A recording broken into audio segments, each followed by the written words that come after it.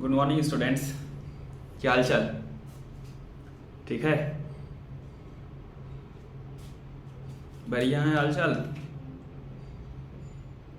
तो आज जो है हम लोग सोच रहे हैं, देखो नीट जो हुआ है 4 मई को, उसमें कुछ क्वेश्चन ट्रिकी हैं बायो के, जो कि स्टूडेंट ने छोड़ा है, उनको टफ लगा है। तो हम सोच रहे हैं कि पूरे 90 क्वेश्चन में से जो थोड़ा ट्रिकी लगा है, जो थोड़ा स्टूडेंट्स को टफ लगा है, वो कोई एसर्शन रीजन वाला होगा, या तो पेडिग्री वाला होगा, या तो वो रिडक्शनलिस्ट बायोलॉजिस्ट वाला होगा, और कुछ क्वेश्चन जो इम्पोर्टेंट सब हैं, कुछ एक दो एसर्शन रीजन वाला। हम सोच रहे उसमें से टॉप 15 जो मोस्ट डिफ़िकल्ट मानते हैं स्टूडेंट कि हमसे ये नहीं बना सर, वो नहीं बना, सबको ज़्यादातर स्टूडेंट को डाउट रहता है। तो उसमें से टॉप 15 क्वेश्चन जो थोड़ा ज़्यादा डिफ़िकल्ट लग रहा है स्टूडेंट को, उसको हम आज डिस्कस करेंगे इस लेक्चर में, ठीक है। तो देखो मेरे पास जो है क्वेश्चन पेपर का कोड जो है, मेरे पास जो क्वेश्चन पेपर का कोड है ये कोड 47, ठीक है, देख रहे हो, कोड 47 है मेरे पास। तो हम कोड 47 के अकॉर्डिंग जो हमें लगा कि 10-15 क्वेश्चन, इसमें टोटल 15 लिया है, ठीक है, जो मोस्ट डिफ़िकल्ट हमें लगा मैंने वो चूज़ किया है, और हम लोग इसको इसमें डिस्कस करेंगे। तो बहुत सारे स्टूडेंट को कहीं ना कहीं ये सब क्वेश्चन में डाउट रह गया है, दिक्कत रह जाता है, इसीलिए क्लियर हो जाएगा सारा कॉन्सेप्ट। और सिर्फ आंसर नहीं बताएंगे, एनसीईआरटी से दिखाएंगे एक्सप्लेनेशन कि ये सब बात एनसीईआरटी से लिया गया है, ये सीक्वेंस है, ये लाइफ साइकिल है। बहुत सारा स्टूडेंट को सीक्वेंस करने वाला ब्रायोफाइटा टेरिडोफाइटा वाले में दिक्कत हुआ था, उसको भी हम लोग डिस्कस करेंगे, ठीक है। तो देखो ये मेरे पास कोड 47 है नीट 25 का, और उसमें से ये 47 के अकॉर्डिंग ये सारा क्वेश्चन हम डिस्कस करने वाले हैं। क्वेश्चन नंबर 93, 100, 104, 122, 132, 141, 142, 148, 154, 161, 162, 170, 173, 176 एंड 177, ठीक है। मैंने पूरे क्वेश्चन को अच्छे से एनालिसिस किया, ठीक है। और देखो पूरा एनालिसिस करने के बाद हमें जो पेपर लगा है, ठीक है, पेपर ईजी तो था नहीं, ठीक है, पेपर टफ भी नहीं था बायो का, ठीक है। वहाँ मैं मानता हूँ कि कुछ क्वेश्चन को बाहर निकाल दो, ठीक है, इसको बाहर निकाल दो। जैसे आप पेडिग्री वाला को टफ मान सकते हो कि ठीक है वो नहीं बनेगा, और दूसरा फ्रेटर्नल ट्विन वाला को मान लो कि वो नहीं बनेगा, ठीक है।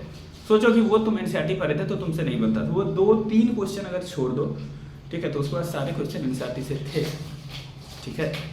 थोड़ा सा लैंग्वेज लेंदी किया गया वो मैं मानता हूँ, लेकिन ऐसा है ही नहीं कि एनसीईआरटी से बाहर क्वेश्चन पूछा गया, ठीक है। तो पेपर मॉडरेट बायोलॉजी का बोला जाएगा, इसको ईजी तो नहीं कहेगा कोई, 2 क्वेश्चन को छोड़ दो तो पेपर टफ नहीं है, ठीक है। और पेपर में सारे क्वेश्चन बनाने के लिए नहीं आते हैं, कुछ क्वेश्चन आते हैं जो सिर्फ छोड़ने के लिए आते हैं, तो तुम्हें 1-2 क्वेश्चन छोड़ देने चाहिए थे, ठीक है। तो डिस्कस करते हैं, स्टार्ट करते हैं, ठीक है। तो चलो क्वेश्चन नंबर 93 से स्टार्ट करेंगे, ठीक है। तो देखो क्वेश्चन नंबर 93 में क्या है, आपको मैं दिखा देता हूँ। क्वेश्चन नंबर 93, देखो क्वेश्चन नंबर 93 दिख रहा है क्या? क्वेश्चन नंबर 93 दिख रहा है क्या? ये यस, देखो क्वेश्चन नंबर 93 क्या है। क्वेश्चन नंबर 93 जो है ये है वर्टिब्रेट और वो वाला एनिमल किंगडम से। देखो क्या लिखा है, लिखा है given below are 2 statements, one is labelled as assertion A and other is labelled as reason R. देखो पहला क्या है, पहला स्टेटमेंट जो है इनका एसर्शन जो इसका, ऑल वर्टिब्रेट्स आर कॉर्डेट्स, क्या कहता है, कहता है all vertebrates are chordates but all chordates are not vertebrates, ठीक है। पहले तो हम ये सोचेंगे सही है कि गलत है, ऑल वर्टिब्रेट्स आर कॉर्डेट्स, अच्छा कॉर्डेटा फाइलम के अंदर ही तो आता है, सब फाइलम वर्टिब्रेटा है ना, इसका मतलब ऑल वर्टिब्रेट्स आर कॉर्डेट, ये तो है। अब इसको एक्सप्लेन कैसे करोगे यार, देखो कॉर्डेट्स किसको बोलते हैं, कॉर्डेट्स के लिए बोलते हैं ना कुछ बेसिक कैरेक्टरिस्टिक होना चाहिए, ये सारा एनसीईआरटी में दिया है ना, फाइलम कॉर्डेटा में, एनिमल किंगडम में क्या होना चाहिए, नोटोकॉर्ड होना चाहिए, और क्या होना चाहिए बताओ, फेरेंजियल गिल स्लिट होना चाहिए, और क्या होना चाहिए बता दो, पोस्टेनल टेल, ऐसा कुछ है, ठीक है। देखो एनसीईआरटी दिखाता हूँ,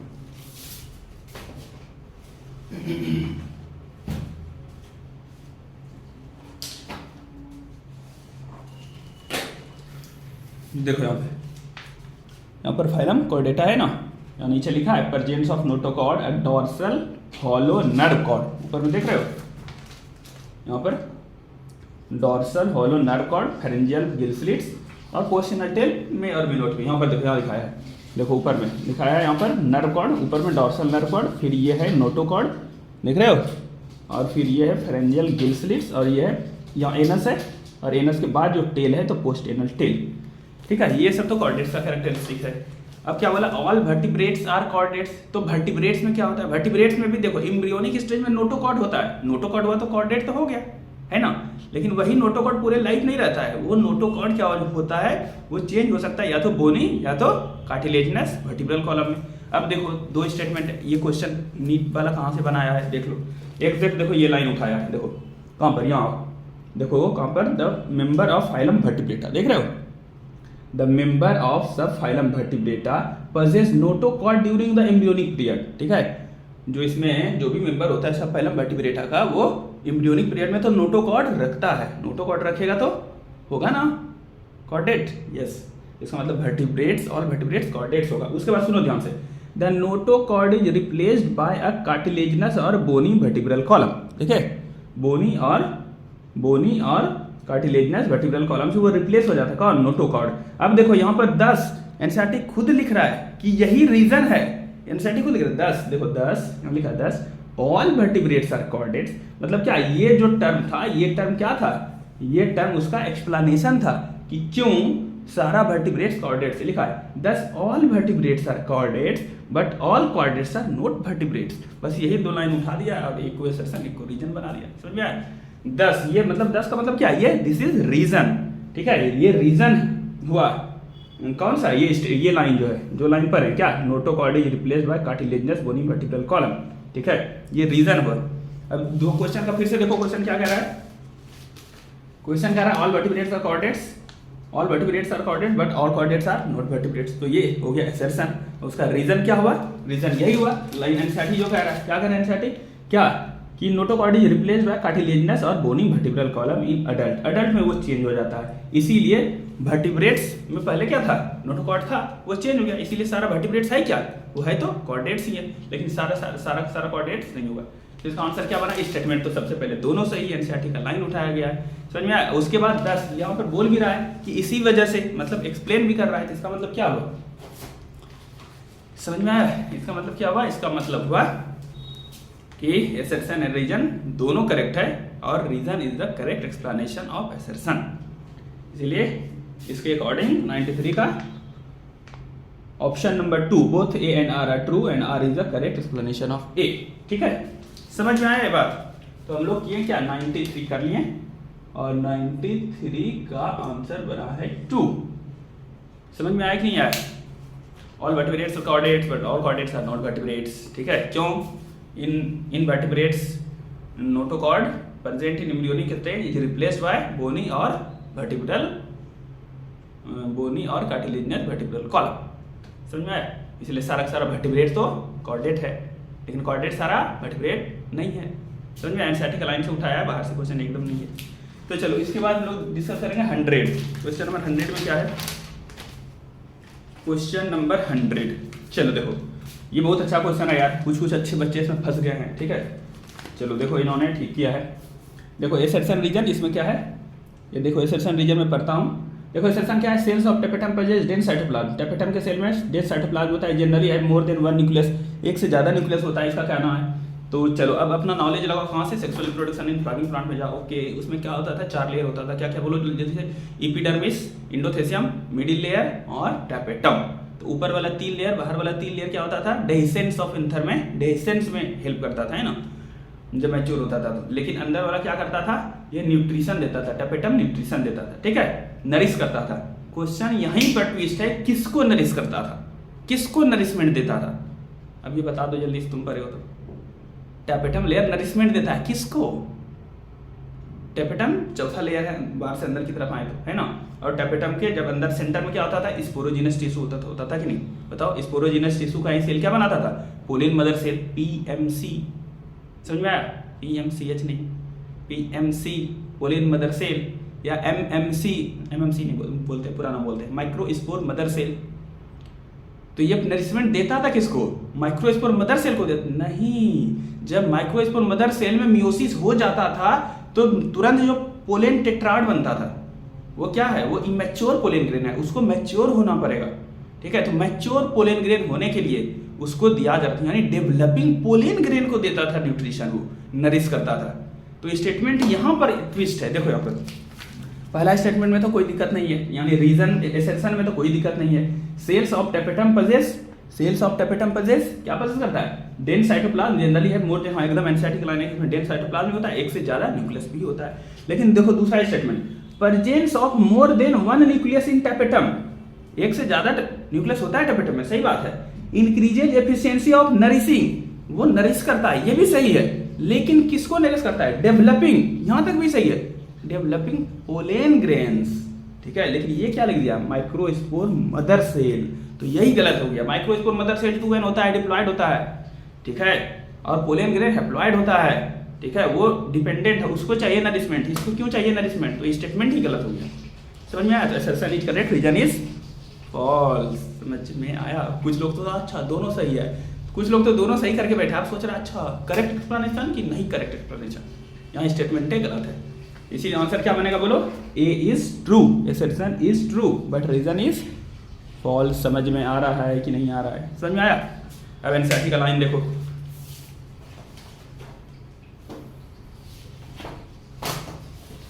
चलो भाई देखो कितना अच्छा क्वेश्चन बनाया गया है।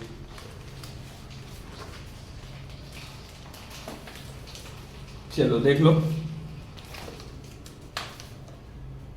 चलो ये है तुम्हारा कौन सा टॉपिक है? Structure of micro. यहाँ पर देखो, यहाँ देख रहे हो, यहाँ पर लिखा है यस आउटर 3, देख रहे हो?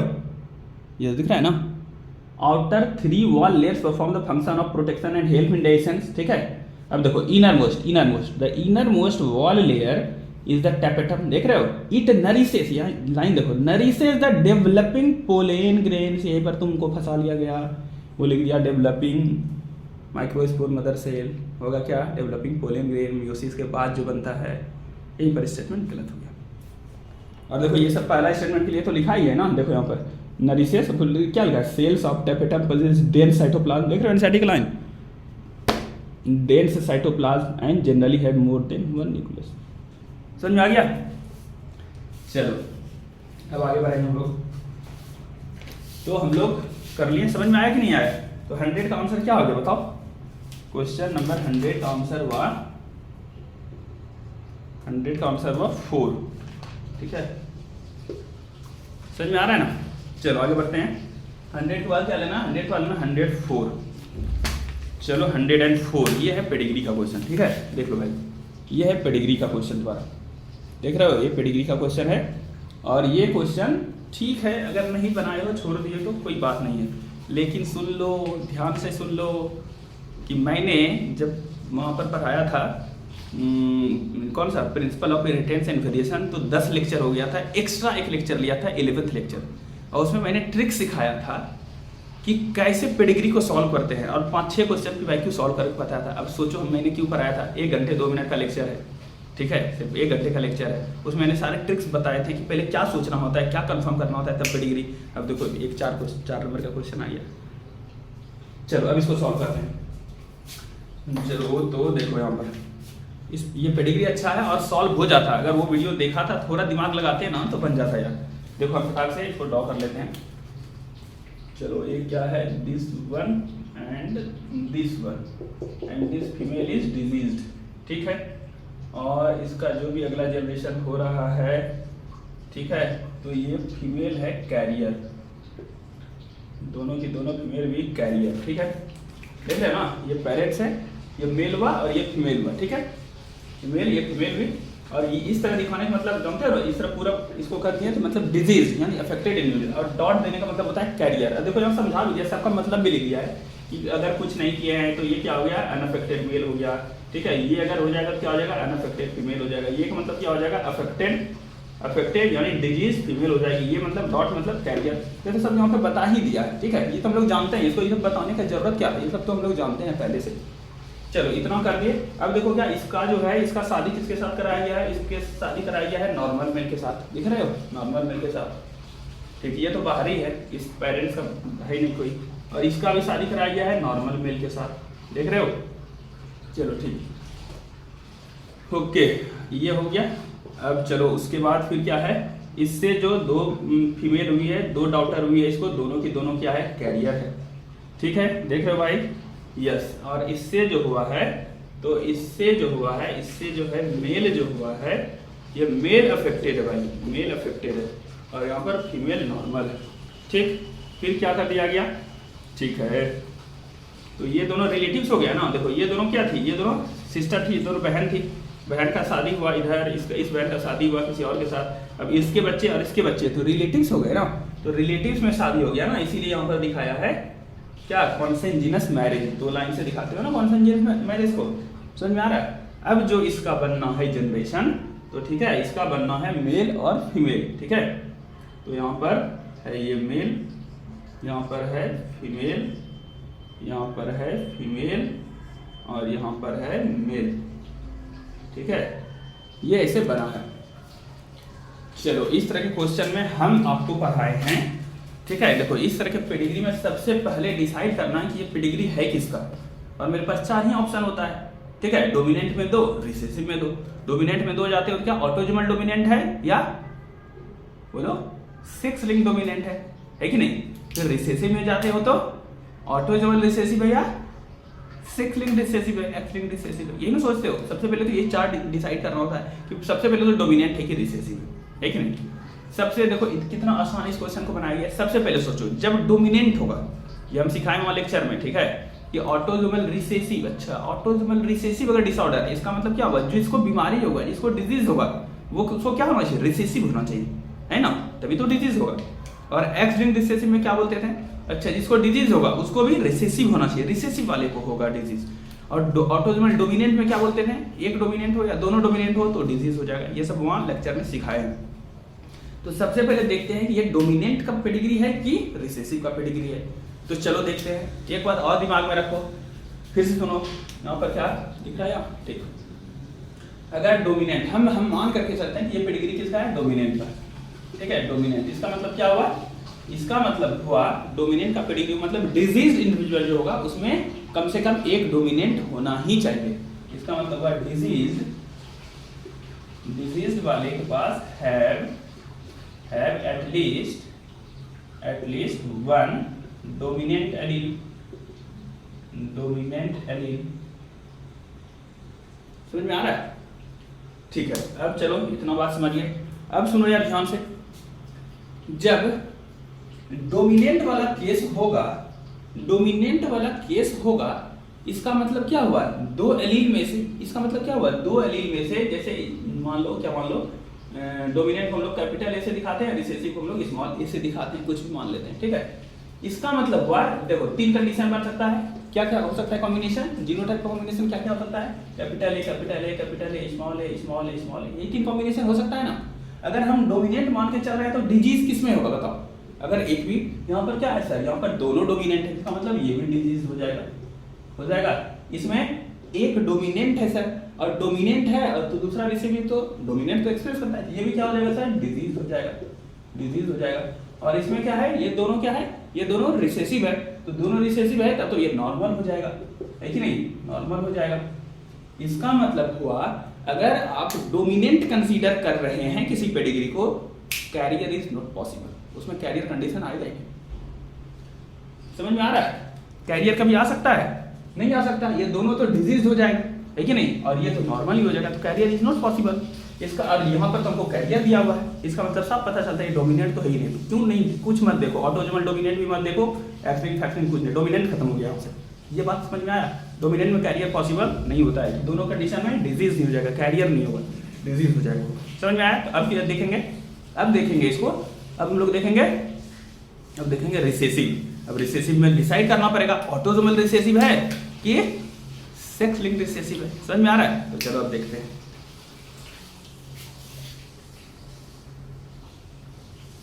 तो चलो अब इसको मानेंगे हम लोग, अब क्या है ये, अब मानेंगे कि ये पेडिग्री क्या है मेरा, अब मानेंगे कि ये पेडिग्री मेरा रिसेसिव है, ठीक है। तो चलो भाई देखो, तो चलो मैंने मान लिया कि ये पेडिग्री क्या है, रिसेसिव है। तो रिसेसिव में भी क्या हो सकता है, रिसेसिव में 2 पॉसिबल है, ऑटोजोमल रिसेसिव या sex linked recessive. Sex linked में जैसे एक्स लिंक्ड रिसेसिव है ना, एस से सेक्स लिंक्ड रिसेसिव या एक्स लिंक्ड रिसेसिव। चलो सबसे पहले तो चलो अब ये समझ में आ गया, ये होगा तो रिसेसिव। अब क्या है, ऑटोजोमल है कि सेक्स लिंक्ड। चलो अब मान करके देखना होगा कि पॉसिबल है कि नहीं। तो चलो मान करके देखते हैं कि ऑटोजोमल रिसेसिव है कि नहीं। अब ऑटोजोमल रिसेसिव में क्या होता है, देखो ऑटोजोमल रिसेसिव अगर किसी को मानना है तो ये तीन पॉसिबिलिटी होगा, capital A capital A capital A small a small a small a. ठीक है, मैं मान रहा हूँ पेडिग्री यानी डिजीज क्या है, ऑटोजोमल रिसेसिव प्रोसेस में डिजीज किसमें होगा, जो रिसेसिव है दोनों वही ना होगा डिजीज, तो ये हो जाएगा डिजीज। ठीक है, और ये क्या हो जाएगा, ये वाला कंडीशन में, ये वाला कंडीशन क्या हो सकता है, ओके ये वाला कैरियर हो सकता है, ये होगा नॉर्मल, फिनोटाइप इसका क्या होगा नॉर्मल होगा, लेकिन ये कैरियर हो सकती है। ठीक है, और ये वाला क्या हो जाएगा, ये वाला तो एकदम नॉर्मल हो जाएगा, होगा कि नहीं बताओ, ये वाला तो एकदम नॉर्मल हो जाएगा। ठीक है, ये तीन कंडीशन पॉसिबल है अगर हम ऑटोजोमल रिसेसिव कंसीडर करते हैं, तो डिजीज सिर्फ रिसेसिव वाले में होगा, इसमें होगा। ठीक है, और इसमें ये एक है लेकिन बीमारी शो नहीं कर पाएगा, लेकिन है ना यहाँ पर डिजीज वाला, तो ये क्या हो सकता है, ये कैरियर होगा, और ये तो नॉर्मल हो जाएगा। समझ में आया? ठीक, अब इसको हम मान के चलते हैं ये पेडिग्री क्या है, ऑटोजोमल रिसेसिव। चलो ठीक, ऑटोजोमल रिसेसिव जो डिजीज है वो सब क्या हो जाएगा ऑटोजोमल रिसेसिव। अच्छा ये डिजीज है जिसका मतलब ये स्मॉल ए होगा। ठीक, ये डिजीज है इसका मतलब ये स्मॉल ए होगा। ठीक है, कैरियर में क्या होगा, कैरियर है मतलब एक तो रिसेसिव होगा नहीं, तो एक रिसेसिव यहाँ होगा, एक रिसेसिव यहाँ होगा। समझ में आ रहा है? अगर हम इसको मान करके चल रहे हैं कि ऑटोजोमल रिसेसिव है, रिसेसिव तो डिसाइड कर ही लिया है, डोमिनेंट नहीं हुआ तो होगा तो रिसेसिव भी। ठीक है, अब देख रहे हैं कि ऑटोजोमल रिसेसिव है कि नहीं है। ओके चलो ठीक है, और ठीक है, ठीक, तो इसका मतलब ये नॉर्मल है, ये नॉर्मल है तो क्या हो सकता है, और सुनो ध्यान से, ये क्वेश्चन में जब कैरियर को ये शो कर रहा है, जब क्वेश्चन पेपर में कैरियर को दिखाया है, तो इसका मतलब ये मेल क्या हुआ, ये मेल एकदम नॉर्मल है, कैरियर भी नहीं। अगर कैरियर होता तो इसमें भी डॉट दे दिया रहता, इसका मतलब बताओ ये मेल कैसा है, बता दो। ये भी मेल क्या है, एकदम नॉर्मल है, इसका मतलब नॉर्मल है तो क्या है, ये कैपिटल है, कैरियर भी नहीं है। समझ में आ रहा है? कैरियर होता तो डॉट से दिखाता, इसका मतलब ये मेल क्या है, ये है कैपिटल है। समझ में आ रहा है कि कैरियर भी नहीं है, एकदम नॉर्मल है। समझ में आ रहा है? मतलब ये वाला कॉम्बिनेशन होगा। चलो ये फिर चलो ये सब है, इतना हो गया। अब चलो अब देख लेते हैं, इतने में तुम्हें समझ में आ जाएगा कि ये पॉसिबल है कि नहीं, मतलब ये ऑटोजोमल रिसेसिव हो सकता है कि नहीं, इतना तो समझ में। अब देखते हैं ये जो मैंने किया ये सही है कि गलत है। देखो ओके चलो ये क्या हुआ, यहाँ सर क्या है, कैपिटल ए सॉरी स्मॉल है, कैपिटल है। चलो इसको बनाते हैं, तो यहाँ पर दूसरा नहीं पता क्या होगा, कैपिटल होगा कि दूसरा कैपिटल ही होगा। अगर ये कैरियर है तो यहाँ कैपिटल होगा, है कि नहीं, ऑब्वियसली कैरियर का तो यही होता है, और ये भी कैरियर का ही होता है। ठीक है, ठीक, अब चलो देखते हैं कि इतना करने से ये क्या होगा, ये कैरियर होगा, तो ये क्या होगा कैपिटल ए और स्मॉल ए। अब इतना सब कर लिए तो देख रहे हैं ये जो लिखा है मैंने, ये क्या मान के लिखा है, अगर ये ऑटोजोमल रिसेसिव होगा तो ये जो मैंने लिखा सब फिट बैठेगा। ठीक है, अगर ऑटोजोमल रिसेसिव नहीं होगा तो ये गलत हो जाएगा। चलो देखते हैं। अच्छा ये तो पेरेंट्स है, तो ये पॉसिबल है कि नहीं, अच्छा ये बच्चा पॉसिबल है इन दोनों पेरेंट्स से। अच्छा एक स्मॉल है तो यहाँ से इस पेरेंट से आ सकता है, एक कैपिटल है इस पेरेंट से आ सकता है, एकदम पॉसिबल है। ठीक, चलो ये पॉसिबल है, यहाँ पर एक कैपिटल एक स्मॉल, अच्छा इस पेरेंट से कैपिटल ए आ सकता है, इस पेरेंट से स्मॉल है, ये भी पॉसिबल है, एकदम ठीक है यहाँ तक। चलो अब इसका देखते हैं, इसका शादी कराया गया इससे, है ना, मैरिज इसके साथ कराया गया, तो अब देखते हैं इससे ये बच्चा पॉसिबल है क्या, इन दोनों पेरेंट्स जो है इससे ये बेबी पॉसिबल है। यहाँ पर देखो एक स्मॉल ए चाहिए, तो इस पेरेंट से एक स्मॉल में ए आ सकता है, लेकिन यहाँ तो कोई स्मॉल ए है ही नहीं, तो यहाँ दूसरा कैसे आ गया, टर्मिनल डिजीज हुआ, इसका मतलब इट इज नॉट पॉसिबल, ये ऑटोजोमल रिसेसिव का पेडिग्री नहीं है। समझ में आया? ये गलत मान रहे हो, इसको हटाओ। समझ में आया ये कैसे पॉसिबल है, ये डिजीज है, पेडिग्री में लिखा है ना डिजीज है। ऑटोजोमल रिसेसिव में क्या होगा, दोनों स्मॉल ए होना चाहिए, दोनों रिसेसिव होना चाहिए। दोनों रिसेसिव कहाँ से आएगा, जबकि दोनों इस पेरेंट के पास कोई रिसेसिव है ही नहीं, तो एक तो मेल से एक फीमेल से एक मेल से आता है ना, तब बनता है, इस मेल के पास तो कोई रिसेसिव नहीं है, तो ये कैसे पॉसिबल है। समझ में आया? नहीं पॉसिबल, हटाओ इसको, ये गलत मान रहे हैं तुम लोग, इसका मतलब ऑटोजोमल रिसेसिव का पेडिग्री है ही नहीं। समझ में आया? तो अब क्या बचा, एक ही ऑप्शन बचता है सेक्स लिंक्ड रिसेसिव, उसमें एक्स लिंक मान लो। ठीक है, समझ में आया? अब एक्स लिंक मान करके कुछ भी ना, तो एक्स लिंक डिजीज हमारे पास बहुत है, हीमोफीलिया भी है और कलर ब्लाइंडनेस है। कोई अब सोचो कि ये हीमोफीलिया या कलर ब्लाइंडनेस का डिजीज है। ठीक है,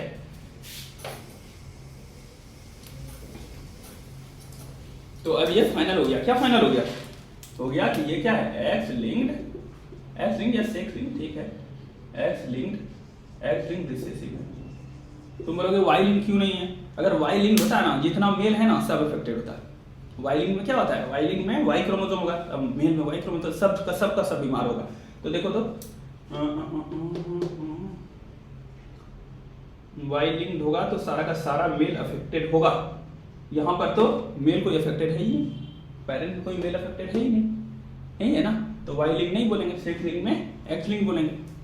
चलो एक्स लिंग बोलेंगे अब तो, अब एक्स लिंग माना तो क्या करा, तुमको पूछा क्या गया क्वेश्चन, देखो तुमको पूछा गया है कि बता दीजिए, क्या बता दीजिए, with the help of given pedigree find out, दिख रहा है ना, find out the probability for the birth of a child having no disease. अच्छा डिजीज नहीं है उसको, एंड बीइंग अ कैरियर, लेकिन कैरियर है, ओके।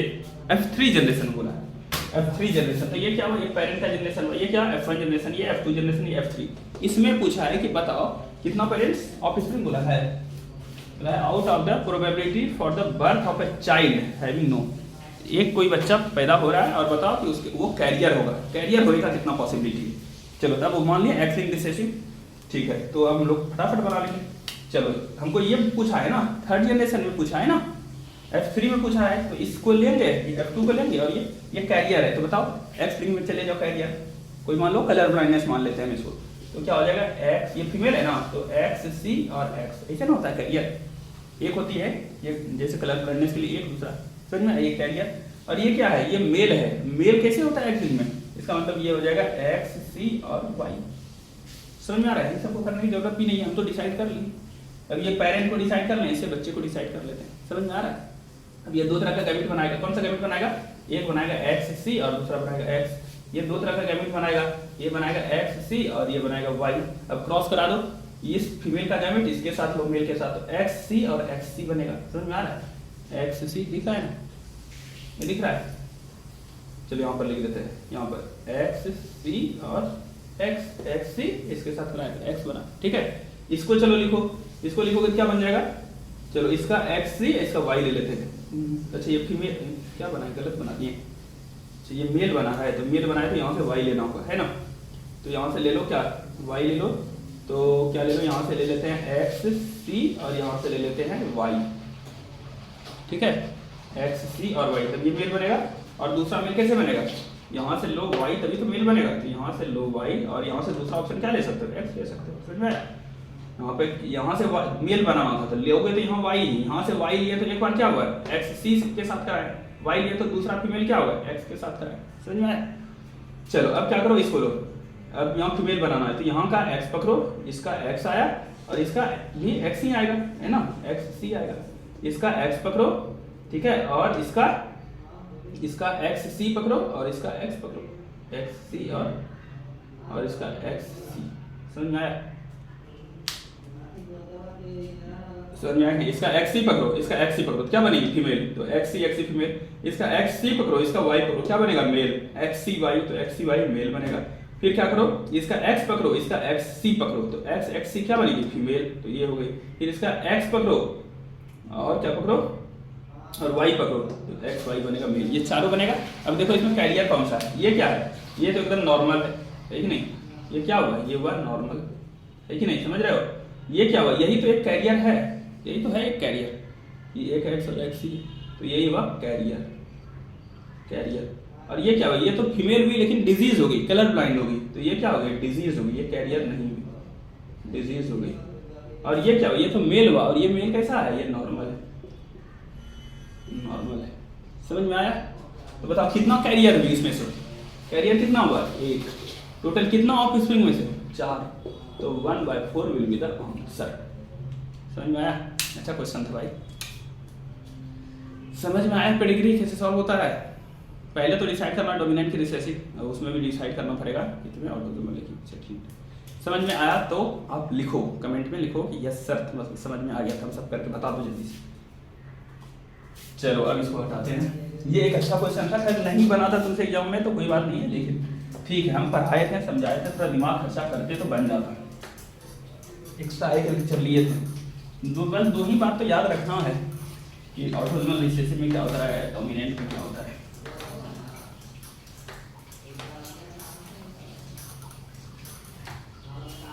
चलो आगे चलते हैं, 104 के बाद 122 में आते हैं, 122, चलो ठीक, चलो ये देखो यार, हाँ ये फिग वाला है, ठीक है, क्या बोल रहा है, fig fruit, fig fruit is a non vegetarian fruit, it has enclosed enclose fig wasp unit. देखो ये वाला कहाँ है, इकोलॉजी में, इसमें म्यूचुअलिज्म में जब पढ़ते हो है ना, म्यूचुअलिज्म में जब पढ़ते हो क्या, फिग और फिग वास्प वाला जो रिलेशनशिप, उसमें होता क्या है, उसमें होता है कि जो ये वास्प जो होता है, वास्प इसको चाहिए एक अच्छा सा जगह, ठीक है, इसको चाहिए साइट फॉर ओवी पोजीशन, अंडे देने के लिए एक अच्छा सा सेफ जगह चाहिए।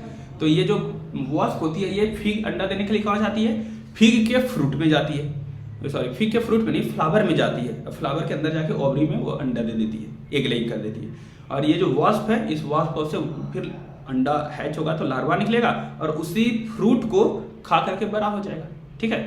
तो इसमें क्या है, ये एग्जांपल है तो म्यूचुअलिज्म का। इसमें क्या फायदा है, देखो जब ये वास्प जा रहा था, कहाँ जा रही थी, कहाँ, एग लेइंग के लिए, ओवी पोजीशन, अंडे देने के लिए जा रही थी, तो रास्ते में जाते हुए फ्लावर को टच किया, मेल को फीमेल को पोलिनेशन करा दिया, समझ में आया। तो बहुत सारे का पोलिनेशन, तो प्लांट को क्या फायदा हो गया, उसका पोलिनेशन हो गया, पोलिनेशन हो जाएगा तो क्या हो जाएगा, फिर फर्टिलाइजेशन होगा और ओवरी से सीड बनेगा, फ्रूट बनेगा, सीड बनेगा, समझ में आया। ये प्लांट का फायदा हुआ। इसको क्या फायदा हुआ, वास्प को क्या फायदा हुआ, वास्प को फायदा हुआ कि उसको साइट फॉर ओवी पोजीशन मिल गया, ठीक है, ओवी पोजीशन, अंडे देने के लिए अच्छे से सेफ जगह मिल गया, और क्या, उसके लार्वा को नरिश करने के लिए कुछ सीड मिल गया, यानी कि कुछ फ्रूट मिल गया, समझ में आ रहा है, फ्रूट में सीड होगा तो उसको खा के बड़ा, दोनों को फायदा है।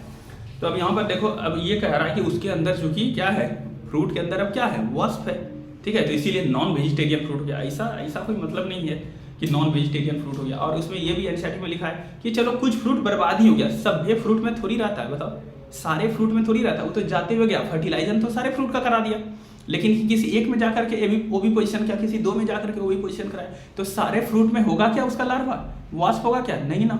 तो ये सारा फ्रूट हो सकता है क्या उसका, नॉन वेजिटेरियन फ्रूट बोलेंगे, नहीं बोलेंगे। तो ये स्टेटमेंट तो गलत हुआ, समझ में आया।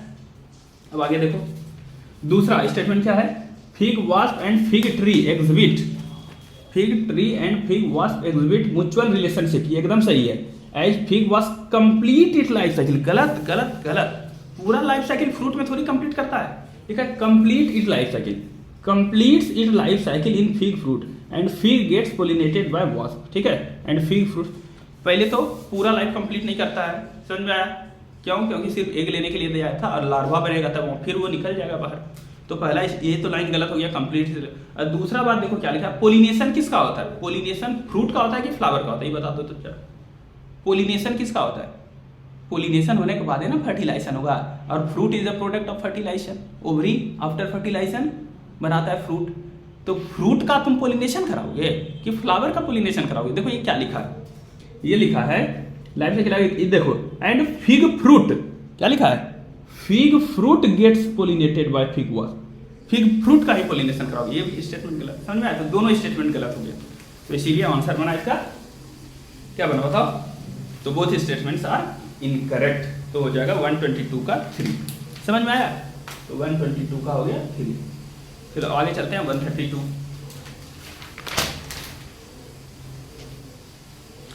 चलो ये 132, चलो ये क्वेश्चन नहीं बना तो कोई बात नहीं है, ठीक है, ये जो है खैर जूलॉजी पोर्शन से आता है, जूलॉजी हम पढ़ाए नहीं थे, ऐसे हम भी नहीं पढ़ाते हैं ये, इसीलिए नहीं बनता, तो उनसे कोई बात नहीं, छोड़ सकते थे, ठीक है। अब देखो यहाँ पर क्या है, twins are born to a family lives next door to you, ठीक है, तुम्हारे घर के सामने नेक्स्ट बगल वाले घर में जो है ट्विंस जुड़वा बच्चा पैदा हुआ है, that twins are boy and girl, देखो यहीं पर ट्विंस बोला कि ट्विंस जो एक लड़का एक लड़की है, सुनो ध्यान से, ट्विंस कब बनता है, देखो हम थोड़ा सा तो पढ़ाते हैं, जब ह्यूमन रिप्रोडक्शन पढ़ाते हैं तो हम बोलते हैं कि ट्विंस, हम ये बताते हैं ट्विंस बनता कैसे है, हम ये सिखाते हैं कि ट्विंस बनता कैसे है। तो जनरली देखो क्या होता है कि ये एक क्या था, ये एक था ओवम, ठीक है, और ये एक क्या था, ये एक था स्पर्म, ठीक है, ये दोनों फर्टिलाइज होगा, क्या बनेगा जाइगोट, क्या बनेगा जाइगोट। अब देखो जाइगोट बनेगा, जाइगोट अब बाहर से क्या कवर रहता है, जोनो पेलुसिडा तो रहता है ना, ये जोनो पेलुसिडा का लेयर है। उसके बाद ये कहाँ जाता है, ये जाता है यूट्रस में, कहाँ जाता है, ये जाता है यूट्रस में, है ना, और यूट्रस में इधर से आएगा और यहाँ इसको इम्प्लांटेशन करना है, क्या करना है, इसको यहाँ इम्प्लांटेशन करना, इम्प्लांटेशन करते समय जानते हो ना, ये सेलुलर लेयर है, जोनो पेलुसिडा को हटना होता है, तो ये क्या होता है, यहाँ पर जब इम्प्लांटेशन होगा तो ये जोनो पेलुसिडा यहाँ से टूटता है, ठीक है, जोनो पेलुसिडा ऐसे, ठीक है, ऐसे ये जोनो पेलुसिडा टूटा यहाँ से, अब यहाँ से क्या निकलेगा, अब यहाँ से ऐसे टेरा करके कौन निकल जाएगा, ये जाइगोट निकलेगा और यहाँ जाकर इम्प्लांटेशन होगा। तो इसी रास्ते में ऐसे टेरा करके निकलते समय अगर ये जाइगोट टूट गया, जैसे देखो निकल रहा था, ये टूट जाएगा यहाँ से यहाँ तक, ठीक है। तो क्या हो जाएगा, एक सेल दो से मतलब दो जाइगोट बन जाएगा। अब दो जाइगोट यहाँ जमा हो जाएगा तो क्या हो जाएगा, दो बच्चा पैदा होगा, जुड़वा हो जाएगा, ट्विन हो जाएगा। समझ में आया? तो ये हुआ क्या, ये एक जाइगोट से बना, इसको बोलते हैं मोनोजाइगोटिक ट्विन। ये सब तो मैं पढ़ाता हूँ, ये इतना तो मैं समझाता हूँ, ठीक है, मोनोजाइगोटिक ट्विन है। इतना होने के बाद लेकिन अब सुनो, जब जाइगोट एक ही बना तो जाइगोट बनने में क्या होगा, ये कोई फीमेल थी, फीमेल का एक था और ये कोई मेल था, तो अब ये स्पर्म होगा तो या तो एक्स वाला होगा तो या तो वाई वाला होगा, कोई एक ही होगा। अगर ये एक्स मान लो, ठीक है, और ये तो हमेशा एक्स ही होती है, इसका मतलब कि ये जाइगोट जो है ये जाइगोट फीमेल है। इसका मतलब क्या हुआ, ये जाइगोट फीमेल है और दोनों फीमेल ही ना बनेगी। समझ में आ रहा है? दोनों फीमेल ही बनेगी। अगर ये वाई है तो ये क्या हो जाएगा, एक्स और वाई, ये इसका मतलब मेल बना, दोनों का दोनों तो क्या बनेगा, मेल ही बनेगा। तो मोनोजाइगोटिक ट्विन में दोनों सेक्स सेम होगा। मोनोजाइगोटिक ट्विन को आइडेंटिकल ट्विन भी बोलते हैं। समझ में आया? तो एकदम आइडेंटिकल होगा, दोनों का सेक्स भी सेम होगा। और वो बोल दिया है अपोजिट सेक्स है, इसका मतलब मोनोजाइगोटिक तो नहीं है, ये तो गया काम से। इसका मतलब क्या हुआ, दो अलग अलग सेक्स बना, इसका मतलब क्या, दो बार अलग अलग फर्टिलाइजेशन होना पड़ा होगा। ऐसे नॉर्मल में फीमेल में मेंस्ट्रुअल साइकिल होता है तो बीच में जाके एक ओवम रिलीज होता है, लेकिन कभी कभी एक साथ दोनों ओवरी से हो जाएगा तो दो ओवम रिलीज हो जाएगा। तो दो ओवम रिलीज हो जाएगा और स्पर्म तो बहुत सारा होता ही है, ठीक है। तो दो ओवम है ये, ठीक है, ये दो ओवम है, एक मान लो एक्स वाला ओवम है, दोनों ओवम तो दोनों एक्स वाला ही होगा। समझ में आ रहा है? तो दो ओवम आया, अब इसको फर्टिलाइज कर दिया किसी एक्स वाले स्पर्म ने, इसको फर्टिलाइज कर दिया किसी वाई वाले स्पर्म ने। समझ में आ रहा है? इसको वाई वाले स्पर्म ने फर्टिलाइज कर दिया तो ये क्या हो जाएगा, एक्स एक्स हो जाएगा, ये एक्स वाई हो जाएगा। तो ये कब पॉसिबल है कि दो अलग अलग सेक्स वाले ट्विन बने, बच्चे बने, जुड़वा बच्चा बने, जबकि दो बार अलग अलग जाइगोट बनेगा, ये अलग बनेगा, ये अलग बनेगा। तो इसको बोलते हैं डाइजाइगोटिक ट्विन। क्या बोलते हैं? Dizygotic twin. समझ में आया? दो जाइगोट से बनेगा तभी तो अलग अलग सेक्स होगा। तो डाइजाइगोटिक ट्विन, इसी को बोलते हैं फ्रैटर्नल ट्विन। क्या बोलते हैं? Fraternal twin. समझ में आया? तो ये डाइजाइगोटिक ट्विन होगा, इसीलिए डाइजाइगोटिक ट्विन होगा। तो ये इसी को बोलते हैं हम लोग fraternal twin, is also known as dizygotic twin. तो इसीलिए अब देखो क्वेश्चन क्या कर रहा था, बोला they have 75% identical genetic content. नहीं, ऐसा हम लोग नहीं कर सकते। अगर मोनोजाइगोटिक हुआ तब तो 100% सेम होगा, है ना। याद करो वहां भी लिखा है एक्सैक्ट, कहां पर, डीएनए फिंगरप्रिंटिंग में, कि उसका 100% सेम हो जाएगा। डीएनए फिंगरप्रिंटिंग भी सेम होगा 100%, जेनेटिक मटेरियल 100% सेम होगा। क्योंकि बोला था डीएनए फिंगरप्रिंटिंग से मोनोजाइगोटिक ट्विन को हम लोग डिफरेंशिएट नहीं कर सकते, एक्सैक्ट लिखा है एक्सेप्ट मोनोजाइगोटिक ट्विन, ठीक है। तो अगर मोनोजाइगोटिक हुआ तब तो 100% होगा, ठीक है। और यहाँ पर क्या है, यहाँ पर फ्रैटर्नल है तब तो मेल फीमेल दोनों अलग ही है, ठीक है। एक के पास एक्स क्रोमोसोम तो एक के पास वाई है, ठीक है। दोनों के पास एक एक्स है तो 50% बोल सकते हैं कि शेयर करता है, ठीक है। एक वाई है तो अलग हो गया था, हम नहीं कह सकते 75, नोट आइडिया। दूसरा दे आर मोनोजाइगोटिक ट्विन, तो एकदम कैंसिल कर दें, ये तो हो ही नहीं सकता है। अगर they are fraternal twin, yes fraternal twin, क्योंकि डाइजाइगोटिक ट्विन है, दो जाइगोट से बना है, ठीक है। They have concept through in vitro IVF, इसे कैसे कर सकते हैं हम, ये कि आईवीएफ हो जाएगा। समझ में आया? जिसका आंसर होगा डाइजाइगोटिक ट्विन या फ्रैटर्नल ट्विन। अच्छा क्वेश्चन था ये, अगर छोड़ दिए तो भाई छोड़ना ही चाहिए, ठीक है। हम भी एज स्टूडेंट तुम्हारी तरह रहते हैं तो छोड़ देते।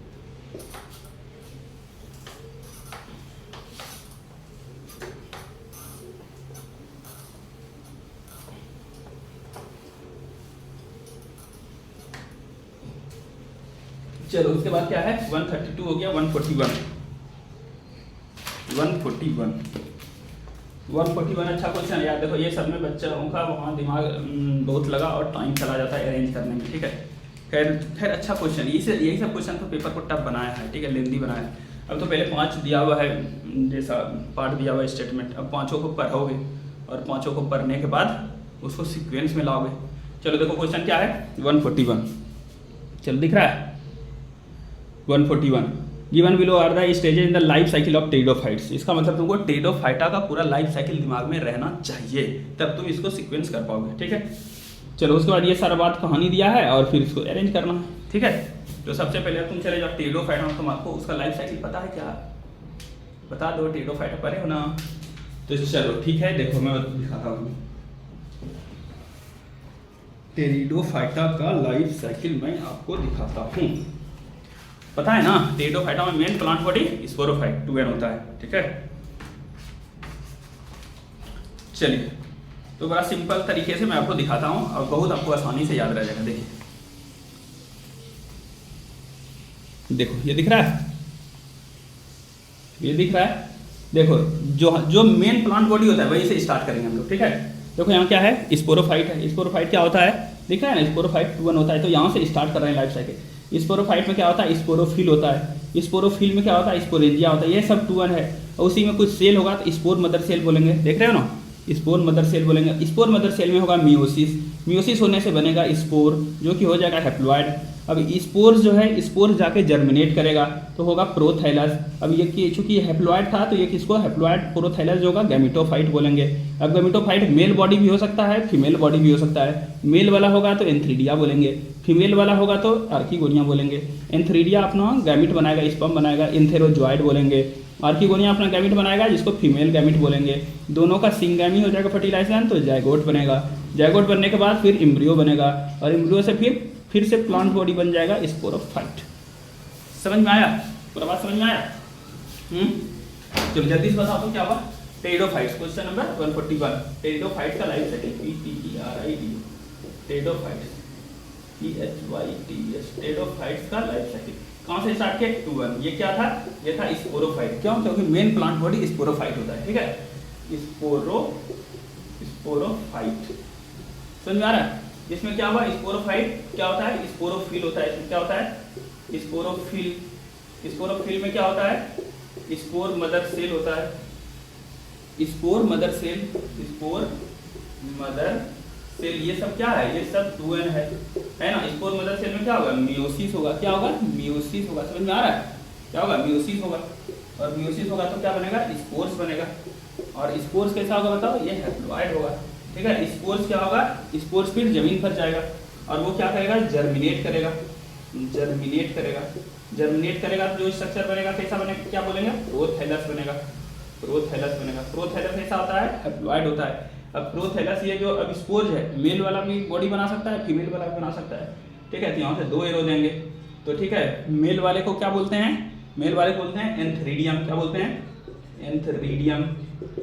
फीमेल वाले को क्या बोलते हैं, आर्चिगोनियम। आर्चिगोनियम। ये मेल वाला कौन सा गैमेट बनाएगा, एंथेरोजॉइड्स। क्या बनाएगा, एंथेरोजॉइड्स, ठीक है। और फीमेल वाला क्या बनाएगा, फीमेल गैमेट बना दो, सीधा लिख देते हैं फीमेल गैमेट। फीमेल गैमेट, ठीक है। ये दोनों का फ्यूजन हो जाएगा तो क्या बनेगा, बनेगा जाइगोट। जाइगोट क्या हो जाएगा, 2 N, ठीक है, 2 N। फिर ये जाइगोट से ही पूरा प्लांट बॉडी बनेगा स्पोरोफाइट। तो ये पूरा लाइफ साइकिल है, ठीक है। अब देखते हैं कि सीक्वेंस को क्या क्या कहता है। चलो क्वेश्चन में आते हैं। चलो ये क्या क्या बोल रहा है, क्या क्या दिया है, देखो ये दिया है प्रोथैलस स्टेज। मेरा प्रोथैलस कहाँ है, मेरा यहाँ पर है प्रोथैलस, देख रहे हो, यहाँ पर है प्रोथैलस। फिर क्या दिया है, meiosis in spore mother cell. Meiosis कहाँ हो रहा है, यहाँ स्पोर मदर सेल में मियोसिस करा है, मतलब इससे ये पहले है। फिर क्या बोला, फर्टिलाइजेशन। फर्टिलाइजेशन कहाँ हो रहा है, यहाँ फर्टिलाइजेशन कराए हैं, देख रहे हो। उसके बाद फॉर्मेशन ऑफ आर्चिगोनिया एंथ्रीडिया। अच्छा, यहाँ आर्चिगोनिया और एंथ्रीडिया यहाँ बनाए हैं, ठीक है। उसके बाद transfer of antherozoids to archegonia. Antherozoid जा रहा है किसने, आर्चिगोनिया, इसके, अच्छे एंथेरोजॉइड्स इसके साथ मिलेगा, पहले ये प्रोसेस है। तो ये सब खत्म हो गया, ठीक। अब इसको सीक्वेंस में सजाना है तो क्या करो, कहीं पर तुम चलो और एक रास्ते से नंबर डालते चलो, ठीक है। तो चलो सबको पहले नंबरिंग दे देते हैं। चलो क्या बोला, प्रोथैलस स्टेज, प्रोथैलस को नंबरिंग देते हैं। तो प्रोथैलस को क्या बोला इन्होंने, प्रोथैलस, तो इसको ए बोला है, तो हम प्रोथैलस को यहाँ पर दे दिए ए, ठीक भाई, ठीक है ना। उसके बाद क्या दिया है, meiosis in spore mother cell, इसको बी। मियोसिस यहाँ पर है, मियोसिस तो यहाँ डाल दिए बी, ठीक है। फिर फर्टिलाइजेशन, तो ये है फर्टिलाइजेशन, ये दोनों प्रोसेस, ये हो गया फर्टिलाइजेशन, दोनों मिल रहा है तो सी लिखा होगा ना, ए बी और सी। उसके बाद क्या है, formation of archegonia and antheridia. अच्छा, ये आर्चिगोनिया बना, इधर एंथ्रीडिया बना, तो ये हो गया, ये प्रोसेस, ये स्टेप हो गया D. Transfer of antherozoid to archegonia. अच्छा, एंथेरोजॉइड्स यहाँ है, एंथेरोजॉइड्स यहाँ है और इसको आर्चिगोनिया पर देंगे तभी ना फर्टिलाइजेशन होगा, मतलब इससे एंथेरोजॉइड जो ट्रांसफर ही कर रहा है। ये सिंगैमी वाला सी है, उससे पहले वाला ये बनेगा ई, क्योंकि ये पहले जाएगा तभी तो सिंगैमी होगा, उससे पहले बनेगा ई, ये ई था। अब सीक्वेंस में सजा दो, ठीक है। तुमको लाइफ साइकिल पता ही है, ठीक है, कहीं से एक तरफ से चलो और पकड़ लो तुम। चलो हम लोग स्टार्ट करते हैं, यहाँ से स्टार्ट करते हैं। यहाँ से लाइफ साइकिल चल रहा है। सबसे पहले क्या मिला, सबसे पहले मिला बी, फिर क्या मिला, फिर मिला ए, फिर क्या मिला, फिर मिला डी, फिर मिला ई, फिर मिला सी। समझ में आ रहा है, ऐसे एकदम रास्ते में चलते जाए। क्या क्या मिला बता दो, सबसे पहले बोलो क्या मिला, सीक्वेंस में बताना। सबसे पहले मिला बी, फिर क्या मिला, फिर मिला ए, फिर क्या मिला, फिर मिला डी, फिर डी के बाद क्या मिला ई, और फिर क्या मिला सी। तो यही सीक्वेंस हो जाएगा इसके लाइफ साइकिल का। कहीं है क्या, B A D E C, option number 2। समझ में आया? तो ये है 141 का option number 2, B A D E C. समझे? तो लाइफ साइकिल दिमाग में रखना पड़ेगा, इससे ये होता है, इससे ये होता है, ऐसे होता है, तो बन जाएगा। ठीक है,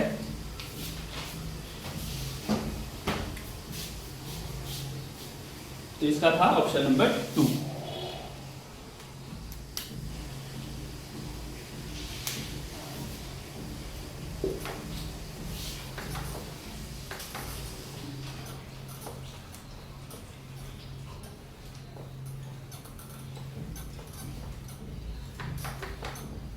चलो आगे बढ़ते हैं। अब क्वेश्चन नंबर 141 हो गया। 142 में क्या कहता है, चलो यार सुनो ध्यान से, अच्छा क्वेश्चन है ये। तो स्टूडेंट ने कर लिया था कि दोनों स्टेटमेंट सही है, लेकिन अब कि करेक्ट एक्सप्लेनेशन है कि नहीं इसको सोचना है। देखो 142 क्या है, गिवन बिलो दिख रहा है ना, given below are 2 statements, one is labelled assertion other R. ठीक, देखो असर्शन क्या है, both wind and water pollinated flowers are not very colourful and do not produce nectar. समझ में आया? तो सबसे पहले अब हमको ये सोचना है पहला स्टेटमेंट सही है कि नहीं। अच्छा, विंड एंड वाटर पोलिनेटेड मतलब एबायोटिक एजेंट से ये पोलिनेशन करवा रहा है। Not very colourful produce nectar, colourful भी नहीं होगा, नेक्टर भी प्रोड्यूस नहीं करता। सही की गलत पहले ये बताओ। हाँ, एबायोटिक एजेंट है, एबायोटिक एजेंट से इसको करवाना है क्या, पोलिनेशन करवाना। किसी को अट्रैक्ट थोड़ी करना है, अट्रैक्ट तो लिविंग ना होगा, नॉन लिविंग थोड़ी अट्रैक्ट होता है। तो इसको किसी को अट्रैक्ट नहीं करना है, ना ही इंसेक्ट को अट्रैक्ट करना है, नहीं किसी तो नहीं अट्रैक्ट करना है। तो फालतू का क्यों बनाएंगे स्मेल, स्मेल क्यों बनाएंगे, स्मेल दूसरों को अट्रैक्ट करने के लिए है ना। समझ में आ रहा है? चलो ठीक। और दूसरा ज़्यादा कलरफुल, ठीक है, जाते हैं ना पार्टी में, ठीक है, एकदम क्या नया नया अलग अलग कलर पहन करके, और दूसरा एकदम परफ्यूम लगा करके, ठीक है, सबका तुम्हारा ध्यान, सबका ध्यान तुम्हारी तरफ अट्रैक्टेड हो जाए। ठीक है, इसी तरह फ्लावर भी करता है कि जब किसी लिविंग से यानी कि बायोटिक एजेंट से पोलिनेशन करवाना होता है, कलर बनाता है कि कलर देख करके अट्रैक्ट हो जाए लोग। ठीक है, और स्मेल अपने अंदर बनाता है फ्लावर कि मेरे स्मेल से लोग अट्रैक्ट हो आएगा और मेरा पोलिनेशन करा देगा। ठीक है, लेकिन इसको तो किसी बायोटिक से कराना ही नहीं है, इसको तो वाटर, ठीक है, उसको विंड से कराना है। तो क्यों ये सब चीज़ बनाएगा, नेक्टर क्यों बनाएगा। और नेक्टर भी, नेक्टर में तो जानते हैं ना वो जो स्वीट जूस बनता है फ्लावर में, उसको इंसेक्ट पीने के लिए आता है तो पोलिनेशन करा देता है। ठीक है, तो ये भी नहीं बनाएगा, क्यों बनाएगा। तो ये जो है ये बात तो सही है कि विंड और वाटर पोलिनेटेड फ्लावर ये सब कलरफुल नहीं होता है और नेक्टर नहीं बनाता है। समझ में आ रहा है? यस, ये स्टेटमेंट तो सही है। अब ये क्यों नहीं बनाता है, because they do not have to attract any biotic agent for pollination. समझ में आया? किसी भी बायोटिक एजेंट को किसी भी बायोटिक एजेंट को, इंसेक्ट को, बीज को, हनी बीज को, ठीक है, ये सबको, मौत को, ये सबको अट्रैक्ट नहीं करना। ये इसका करेक्ट एक्सप्लेनेशन होना चाहिए कि they do not have to attract any biotic agent for pollination. ये करेक्ट एक्सप्लेनेशन होता तो दूसरा स्टेटमेंट इसका करेक्ट एक्सप्लेनेशन होगा। चलो अब देख लेते हैं, अब सुनो ध्यान से। तो अब क्या होगा, ये लोग कराता क्या है, ये लोग तो नहीं कराता है। क्या नहीं कराता है, इंसेक्ट से नहीं कराता है, यानी बायोटिक एजेंट से पोलिनेशन नहीं कराता है। जब बायोटिक एजेंट से पोलिनेशन नहीं कराता है तो अब देखो यहाँ पर, तब तो कम चांस है, हवा से उड़ के तो कहीं चला जाएगा, उधर पानी से बह के तो कहीं चला जाएगा उसका मेल गैमिट, है ना, फीमेल के पास पहुँच ही नहीं पाएगा।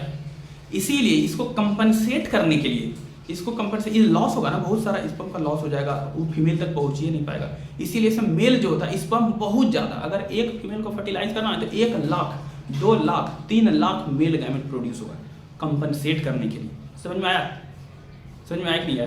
तो इसका करेक्ट एक्सप्लेनेशन क्या होना चाहिए, इसीलिए कि they do not have to attract any biotic agent for pollination, इसीलिए कलरफुल नहीं होता है, इसीलिए नेक्टर नहीं बनाता है। ये इसका करेक्ट एक्सप्लेनेशन होगा। अब ये देखो क्या कह रहा है, ये कह रहा है the flowers produce enormous amount of pollen grains, बहुत ज्यादा पोलन ग्रेन्स बनाता है इन विंड वाटर पोलिनेटेड। तो ये क्या हुआ, ये कंपनसेशन हुआ। ये दूसरा स्टेटमेंट जो है वो कंपनसेशन हुआ कि वो कलरफुल नहीं है तो वो बायोटिक एजेंट से करा नहीं पाएगा पोलिनेशन। तो जब बायोटिक एजेंट से करा नहीं पाएगा तो लॉस ज़्यादा हो जाएगा, पोलन ग्रेन पहुंच ही नहीं पाएगा, कम चांस है फर्टिलाइजर का, इसीलिए कम चांस है, इसलिए बहुत ज़्यादा हम पोलन ग्रेन बना दिए कि वो फीमेल के पास पहुंच जाए। दिस इज कंपनसेशन, ठीक है, this is not a reason. Reason नहीं है उसका, रीजन यही होता है कि क्यों नहीं बनाता है, रीजन के लिए तो यहाँ पर फर्स्ट स्टेटमेंट बिकॉज लगाते हैं, तब आंसर मिलेगा। तो बिकॉज लगाओगे तो क्या पता चलेगा, वो नहीं बनाता है, कलरफुल नहीं होता नेक्टर बिकॉज, क्यों? क्योंकि they do not have to attract, है ना, they do not get pollinated by biotic agent, ये उसका करेक्ट एक्सप्लेनेशन। तो दूसरा स्टेटमेंट सही है क्या? हाँ, flowers produce enormous amount of pollen grain, हाँ एकदम सही है, समझ में आया? Enormous amount of pollen grain बनाता है इन विंड, क्या बोला, wind and water pollinated flower, लेकिन ये उसका रीजन नहीं हुआ, स्टेटमेंट सही है, ये कंपनसेशन हुआ उसका कि जब वो नहीं बनाएगा फ्लावर तो बहुत ज़्यादा लॉस होगा, तो उसके बचने के लिए वो बहुत ज़्यादा मेल गैमेट यानी पोलिन बनाता है। तो इसीलिए statement, both statements are correct but reason is not correct explanation of assertion. तो ऑप्शन नंबर 3 समझ में आया? Option number 3 will be the answer. चलो उसके बाद आ जाओ 148 पर आ जाओ। तो 148 वाला तो खैर आसान क्वेश्चन चूज किए हैं, ठीक है, लेकिन अच्छा स्टूडेंट्स को गलती कर दिया भाई, ठीक है। अब देखो हम कई बार बताते हैं, जब हम पढ़ाते हैं तो हम डायग्राम को देख के बोलते हैं, हम बोलते हैं डायग्राम हटेगा वहाँ पर ए लिखा रहेगा, हम 50 बार सब बोल रहे हैं, डायग्राम हटेगा वहाँ पर बी लिखा रहेगा, जो भी चीज़ लेबलिंग है उसको देखो किसका क्या नाम है। तो देखो चलो हम नीचे देखते, चलो नीचे ये क्या है, एनसीईआरटी का डायग्राम देखोगे तो ये नीचे क्या है, इसे एयर डालने के लिए, स्टेराइल एयर, डी वाला हो जाएगा स्टेराइल एयर डालने के लिए। ये क्या है, ए वाला क्या, ये घुमाने के लिए, फ्लैट ब्लेडेड इम्पेलर है, ठीक है, घुमाने के लिए, बैठ नहीं जाए इसमें जो भी मीडियम होगा, बायोरिएक्टर का है ये डायग्राम, बायोटेक्नोलॉजी का। तो ये घुमाने के लिए इसको बोलते हैं फ्लैट ब्लेडेड इम्पेलर। और इसका अब देखो यहाँ से एक लाइनिंग है, देख रहे हो, यहाँ से एक लाइनिंग है। कोई भी चीज़ को जब नीचे हिलाओगे डुलाओगे तो नहीं, घर में देखो कि बाल्टी में सरफ डाल के कपड़ा डालते हिलाते डुलाते ऊपर फेन बन जाता है, फोम बन जाता है, फोम। तो फोम को हटाना पड़ेगा, उसको ब्रेक करना पड़ेगा। तो फोम ऊपर बनेगा तो उसी को ना ब्रेक करोगे, तो ऊपर में फोम ब्रेकर होगा, इसलिए यहाँ पर देखो फोम बना। और ये ऊपर में सी जो है यहाँ बीच में देख रहे हो, बीच में यहाँ जो है यही है फोम ब्रेकर, ठीक है। और ये ऊपर वाला क्या, ये स्टीरर है ना, बी वाला, देख लो देखो, ओके।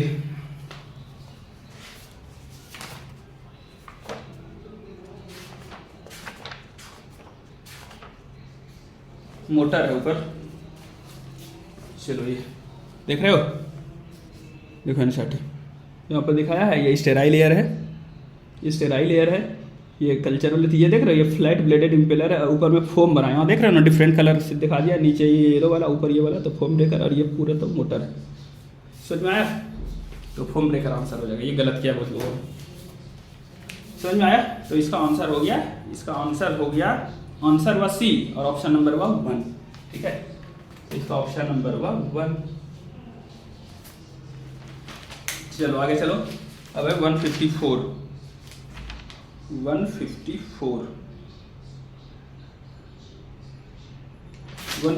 क्या है, 154 है, देखो ये दिख रहा है ना, correct sequence of event in the life cycle of bryophytes. Bryophytes के लाइफ साइकिल में क्या क्या सही करेक्ट इवेंट होता है। अब तो इसका मतलब तुमको ब्रायोफाइटा का लाइफ साइकिल आना चाहिए। देख रहे हो क्वेश्चन, टेडोफाइटा का भी लाइफ साइकिल पूछ लिया, ब्रायोफाइटा का भी लाइफ साइकिल पूछ लिया, कुछ अलगी वलगी से क्वेश्चन नहीं पूछा इस बार, ठीक है, दोनों का लाइफ साइकिल पूछ लिया। तो चलो अब तुमको क्या होना चाहिए, अब तुमको इसका लाइफ साइकिल दिमाग में रहना चाहिए, ब्रायोफाइटा का जैसे टेडोफाइटा का था, तब ना बनाओगे। तो अब एक बार देख लो जल्दी से लाइफ साइकिल।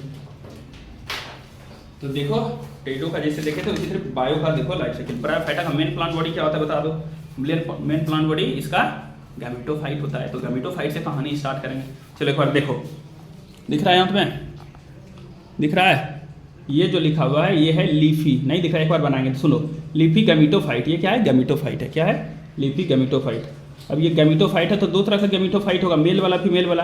तो मेल वाला को एंथ्रीडियम, फीमेल वाले को आर्चिगोनियम, ठीक है। ये क्या बनाएगा, मेल वाला बनाएगा एंथेरोजोइट्स, ये फीमेल वाला क्या बनाएगा, ओस्फेयर बनाएगा या एग बनाएगा। दोनों मिलेगा तो क्या होगा, सिंगैमी या फर्टिलाइजेशन होगा, ठीक है। और उससे क्या बनेगा जाइगोट बनेगा, जिसको कि ओस्फेयर बोल, छोड़ो जाइगोट बनेगा। जाइगोट से क्या बनेगा, एम्ब्रियो बनेगा। दिख रहा है कि नहीं दिख रहा है, एम्ब्रियो बनेगा। एम्ब्रियो, अब एम्ब्रियो ये 2 है ना, जाइगोट से बनाया, तो उससे क्या बनेगा, एम्ब्रियो से बनेगा स्पोरोफाइट बनेगा। स्पोरोफाइट से क्या बनेगा, कैप्सूल बनेगा। और उससे स्पोरोफाइट में 3 चीज़ होता है, जानते हैं ना, कैप्सूल, फूट और सीटा। कैप्सूल, फूट और सीटा। तो स्पोरोफाइट का जो कैप्सूल वाला पार्ट है उसमें होता है स्पोर मदर सेल, ठीक है। स्पोर मदर सेल, उसमें मियोसिस होगा, क्या बनेगा, स्पोर बनेगा। स्पोर क्या हो गया, स्पोर हुआ हैप्लॉइड। और इससे क्या होगा, जर्मिनेट करके इसमें बनेगा, यहाँ लिखा है ना, वेजिटेटिव प्रोपगेशन रिप्रोडक्शन। इससे बनेगा प्रोटोनेमा स्टेज आता है ना, प्रोटोनेमा स्टेज में बड बनता है और फिर जो है ये गैमेटोफाइट बन जाएगा। क्यों? क्योंकि ये मियोसिस का प्रोडक्ट था, तो ये बनेगा तो गैमेटोफाइट ही। समझ में आया? समझ में आया कि नहीं आया? बोलो एक बार देखो जल्दी से शॉर्ट में क्या है, ब्रायोफाइट है ना, ब्रायोफाइटा का लाइफ साइकिल कहाँ से स्टार्ट किया? गैमेटोफाइट से स्टार्ट किया। कहाँ से? गैमेटोफाइट से स्टार्ट की। ठीक है भाई, गैमेटोफाइट। अब गैमेटोफाइट तो दो तरह का हो सकता है, एंथ्रीडियम भी हो सकता है, एंथ्रीडियम भी हो सकता है, ये मेल वाला हो गया, और यहाँ से फीमेल वाला आर्चिगोनियम भी हो सकता है, आर्चिगोनियम भी हो सकता है ना? समझ में आ रहा है? चलो अब क्या होगा बताओ, ये क्या बनाएगा? एंथ्रीडियम बनाएगा, गैमेट्स बनाएगा, मेल गैमेट्स, तो ये क्या हो जाएगा? एंथेरोजोइट्स हो जाएगा, एंथेरोजोइट्स। फीमेल जो बनाएगा ये क्या हो जाएगा? ये हो जाएगा एग। होगा कि नहीं होगा बताओ? दोनों का फर्टिलाइजेशन कराओगे क्या बनेगा? बनेगा जाइगोट। समझ में आ रहा है?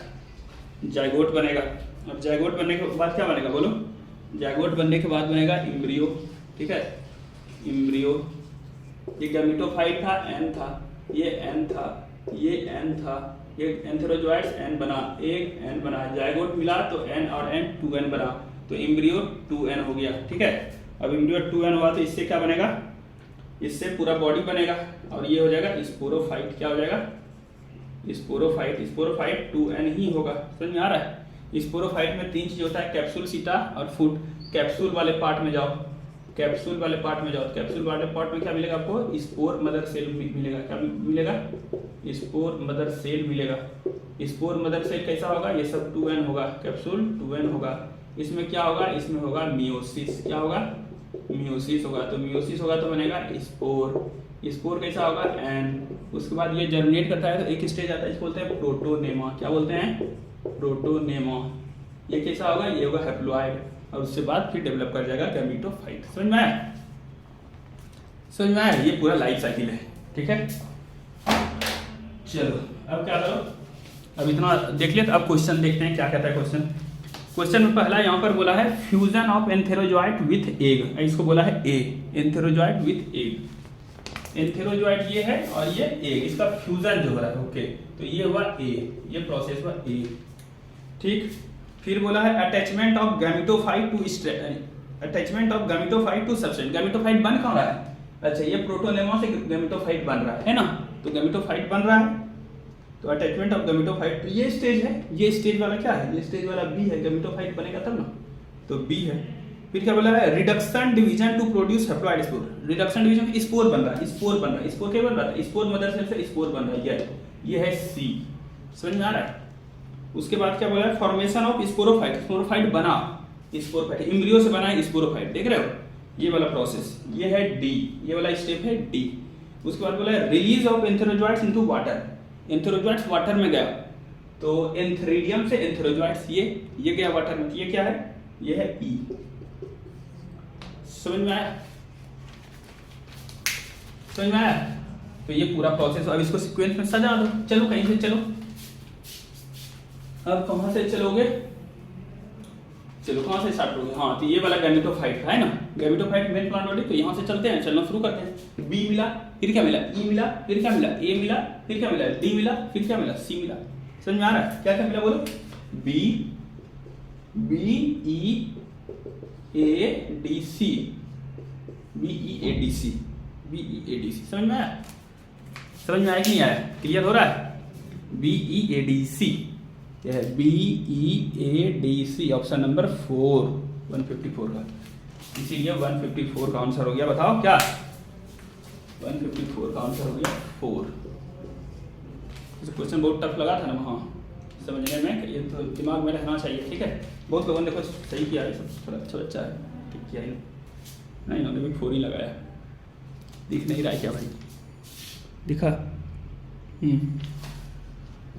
चलो ये हो गया। तो अब क्या 154 के बाद क्या है? 161, 62।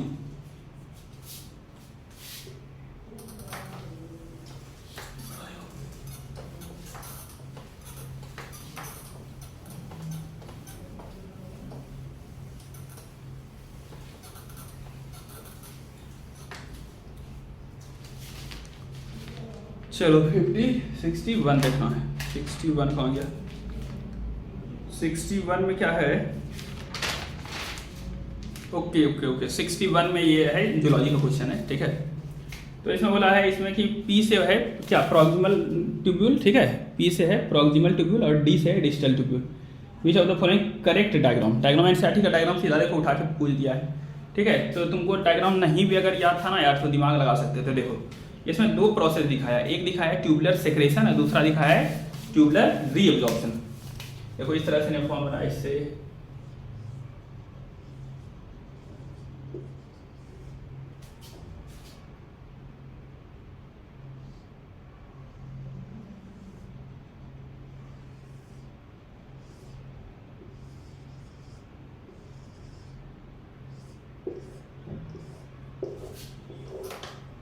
ठीक है।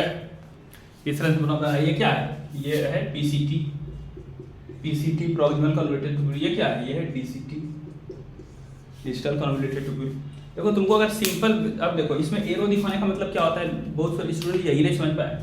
देखो इसमें एरो देने मतलब ऐसे, इसमें एरो दिए, इसमें, इसका मतलब क्या हुआ, ट्यूब्यूल में कोई चीज डाल रहे हैं, इसमें डाल रहे हैं, इसमें डाल रहे हैं, मतलब ट्यूब्यूल में डाल रहे हैं। ये कौन सा प्रोसेस है, ये ट्यूबुलर सेक्रेशन। क्या है, ट्यूबुलर सेक्रेशन, ट्यूबुलर सेक्रेशन, ठीक है। जानते नहीं एक्टिव प्रोसेस है। और कोई उल्टा प्रोसेस, इसी में इससे निकाल रहे हैं, ऐसे ऐसे एरो देने, मतलब क्या, ट्यूब्यूल से निकाल रहे हैं, खींच रहे हैं, ठीक है। तो ये क्या हो जाएगा, ये हो जाएगा रीअब्जॉर्प्शन। क्या हो जाएगा, रीअब्जॉर्प्शन, ठीक है। मतलब वह इससे क्या बनेगा, यहाँ पर है ना, यही जाकर के आगे यूरिन बन जाएगा ना, तो इसमें डाल रहे हैं, मतलब ये सेक्रेशन कर रहे हैं, मतलब तुम यूरिन में निकालना चाह रहे हो, निकालो, बॉडी में ज्यादा हो गया, बेकार है, उसको ट्यूबुलर सेक्रेशन करके बाहर निकाल दीजिएगा। और ये मतलब क्या हुआ, आप यूरिन वाले पार्ट से निकाल रहे हैं जिससे यूरिन बनेगा, मतलब ये अच्छा चीज है तुम्हारे लिए और बॉडी के लिए तुम वो रखना चाहते हो। समझ में आया पहली बात, ये रीअब्जॉर्प्शन है, ये ट्यूबुलर सेक्रेशन है। अब दिमाग में लगाओ, अमोनिया पॉइजनस होता है ना, तो उसको क्या करोगे, सेक्रीट कर दोगे कि जाओ यूरिन से निकल जाओ, तो अमोनिया यहाँ हो सकता है। पोटेशियम आयन ज्यादा भी सेक्रीट करना पड़ता है, लेकिन अच्छा चीज को तो निकालते हैं ना, वाटर, कभी जानते हैं कि वाटर वेस्ट हो जाए, वाटर को रीअब्जॉर्ब कर लेते हैं। सोडियम क्लोराइड NaCl को रीअब्जॉर्ब कर लेते हैं। दिमाग में आ रहा है कि नहीं आ रहा है, वाटर हुआ, सोडियम NaCl हुआ, ये सबका रीअब्जॉर्प्शन होता है, वाटर को लॉस नहीं करते हैं, तो वाटर का कभी इसमें सेक्रीशन नहीं करेंगे, वाटर का खींचेंगे, रीअब्जॉर्प्शन करेंगे। पर ना बहुत सारा पीसीटी से डीसीटी से बहुत सारा हार्मोन होता है, एल्डोस्टेरोन, ADH, ये सब क्या करता है, वाटर का रीअब्जॉर्प्शन कराता है डिजिटल ट्यूब्यूल से, यहाँ से वहाँ से। समझ में आया, तो वाटर को कभी वेस्ट नहीं करेंगे, तो वाटर का सेक्रीशन नहीं करेंगे, वाटर का निकालेंगे, एब्जॉर्प्शन करेंगे। समझ में आया। और क्या करेंगे, जो फालतू अमोनिया कभी खींचेंगे नहीं, अमोनिया कभी नहीं रखेंगे, मतलब अमोनिया कभी रीअब्जॉर्ब नहीं करेंगे, अमोनिया हमेशा सेक्रीट ही करेंगे। NaCl मेरा यूजफुल है, तो NaCl यूजफुल है, क्या करेंगे, उसका रीअब्जॉर्ब बाहर निकाल लेंगे हम लोग, ब्लड में रख लेंगे, यहाँ से निकाल के ब्लड में रख लेंगे, वेस्ट नहीं करेंगे। इतना सा नॉलेज रहता तो तुमसे क्वेश्चन बन जाता, और एनसीईआरटी का एग्जैक्ट उठ करके आया है। तो देखो इसमें पहला ऑप्शन देखते हैं हम लोग, देखो पहला ऑप्शन दिख रहा है क्वेश्चन, यस दिख रहा है। तो देखो यहाँ पर एरो ऊपर दिखाया, देख रहे हो, NaCl ऊपर निकाला और ये HCO3, मतलब NaCl बाइकार्बोनेट को रीअब्जॉर्प्शन कर रहे हैं, अच्छी बात है। और H प्लस प्रोटॉन और वाटर को क्या कर रहे हैं, सेक्रीट कर रहे हैं। तो वाटर को सेक्रीट क्या करोगे, ये तो गलत है यार, वाटर को तो रीअब्जॉर्ब करेंगे, गलत हो गया। फिर यहाँ भी देखो वाटर को सेक्रीट, ये देखो ना एकदम गधा है, ये अमोनिया को निकाल के रख रहा है, देख रहे हो, NH3 को रीअब्जॉर्ब कर रहा है, ट्यूब्यूल से निकाल रहा है, ये तो गलत है, ये तो गलत है, गया काम से। यहाँ पर भी देखो वाटर को क्या कर रहा है, सेक्रीट कर रहा है, मतलब वाटर को ढेर लॉस करोगे, यूरिन में निकालोगे, तब तो बीमारी हो जाएगा, डायबिटीज इंसिपिडस है ना, डायबिटीज मेलाइटस, पॉलीयूरिया, पॉलीडिप्सिया, तो गलत हो जाएगा। चलिए ये भी गया। अब ये तीसरा देखो, अमोनिया को इसमें सेक्रीट कर रहा है, अच्छी बात है। H+ को सेक्रीट कर रहा है, एसिडिक ज़्यादा नहीं, अच्छी बात है। और K+ को सेक्रीट कर रहा है, अच्छी बात है। H+ को अच्छी बात है, ओके। तो हाँ सब तो अच्छी बात ही है, हाँ तो यही आंसर हो जाएगा। और देखो यहाँ क्या, बाइकार्बोनेट को निकाल के भी रख रहा है, NaCl को निकाल के भी रख रहा है, देख रहे हो, H2O का रीअब्जॉर्प्शन कर रहा है, देख रहे हो, NaCl, H2O, बाइकार्बोनेट, ये सब अच्छा बात है, ये सब क्या अच्छी चीज़ों को निकाल के रख रहा है और ख़राब चीज़ों को सेक्रीट कर रहा है, देख रहे हो ना, H+, देख रहे हो, H+ को सेक्रीट कर रहा है, इसमें डाल रहा है, अमोनिया को डाल रहा है, K+ को डाल रहा है, H+ को डाल रहा है, तो option number 3 will be the answer. 4 number में क्या गलती है, 4 नंबर में H+ को सेक्रीट कर रहा है, अमोनिया को सेक्रीट कर रहा है, अच्छी बात। ये देखो गलती क्या कर रही है, NaCl को भी सेक्रीट करके बाहर निकालोगे, नहीं ना, NaCl को रखोगे ना, तो NaCl को भी सेक्रीट कर रहा है, यही चीज़ इसमें गलत है, समझ में आ रहा है। तो यही वजह से ये 4 नंबर ऑप्शन गलत होता है, option number 3 will be the correct answer. समझ में आया। चलो इसको अगर देखना चाहते हो तो अपने बुक में एनसीईआरटी में देख सकते हो, ठीक है। किडनी वाले चैप्टर में आना पड़ेगा।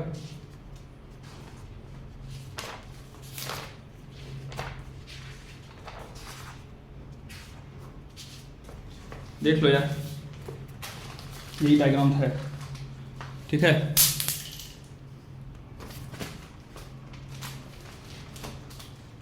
दिख रहा है? चलो देखो यहाँ पर देखो H+ और अमोनिया को क्या कर रहे हैं, सेक्रेट कर रहे हैं ट्यूबुल में, और पोटेशियम और H+ को भी सेक्रेट कर रहे हैं, अमोनिया को भी सेक्रेट कर सकते हैं। यहाँ से क्या NaCl, वाटर, ये सबको निकालेंगे ना, न्यूट्रिएंट्स ये सबको निकालेंगे ना, NaCl, H2, ये सबको क्या करेंगे, ये सबको रीअब्जॉर्ब करेंगे। तो ये डायग्राम पूछा गया। तो हो गया 61 का आंसर क्या हुआ, 3। तो 61 का आंसर 3। 62 में क्या है, 62 एक चलो अच्छा क्वेश्चन है।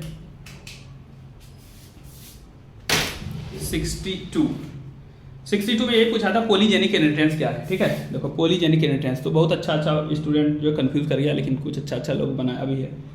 तो देखो ये क्या है, तो जानते हैं पॉलीजेनिक इनहेरिटेंस क्या होता है। चलो मेंडल आपका कहना one gene control one character, एक जीन से एक कैरेक्टर कंट्रोल होता है, ठीक है। लेकिन जब बहुत सारे जीन मिल करके एक कंट्रोल को करेक्टर करें, इसी को बोलते हैं पॉलीजेनिक इनहेरिटेंस। और एनसीईआरटी में लिखा है पॉलीजेनिक इनहेरिटेंस क्वांटिटेटिव इनहेरिटेंस है, क्वांटिटी पर डिपेंड करता है, ठीक है। और एनसीईआरटी में एक चीज लिखा है उसमें पॉलीजेनिक इनहेरिटेंस क्या, पॉलीजेनिक, इसको मिटा देते हैं, पहले इसको मिटा देते हैं।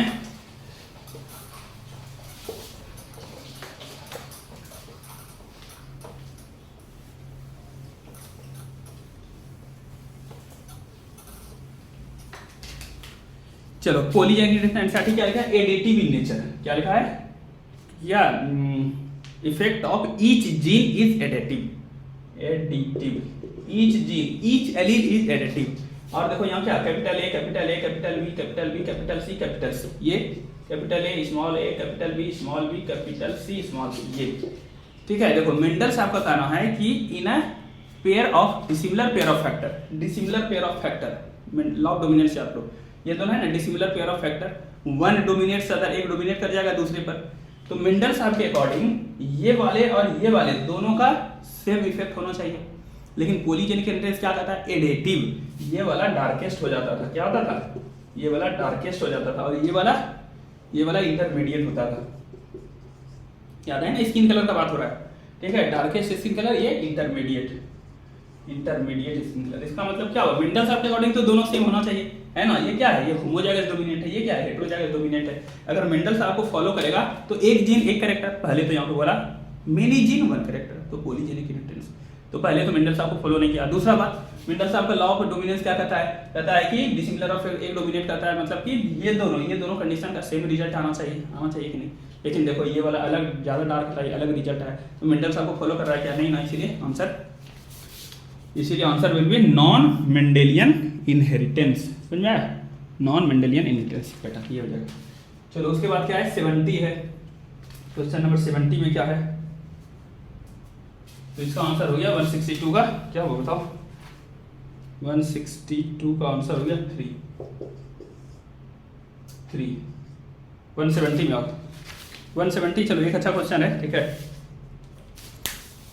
ये अच्छा क्वेश्चन आया था। यहाँ पर बोला है क्या, IVF मेथड के बारे में, what are the potential drawbacks in adoption of IVF in vitro fertilisation adopt करने में क्या दिक्कत है, ठीक है, क्या ड्रॉबैक है। पहला हाई फर्टिलिटी मतलब होता है खतरा, जानलेवा, जान जाने का खतरा है मदर को, नहीं IVF कराने में मदर को जान जाने का खतरा नहीं है, लेकिन ये है कि IVF से जो बच्चे बनेंगे ना, उसको वो ज़्यादा प्रोन हो सकता है बीमारी के, ठीक है, उसको ज़्यादा खतरा हो सकता है, ये सब बात है। मदर को खतरा नहीं है, मदर को खतरा होगा तो फिर जान देने के लिए मदर जाएगी नहीं ना, मदर को खतरा नहीं होता है।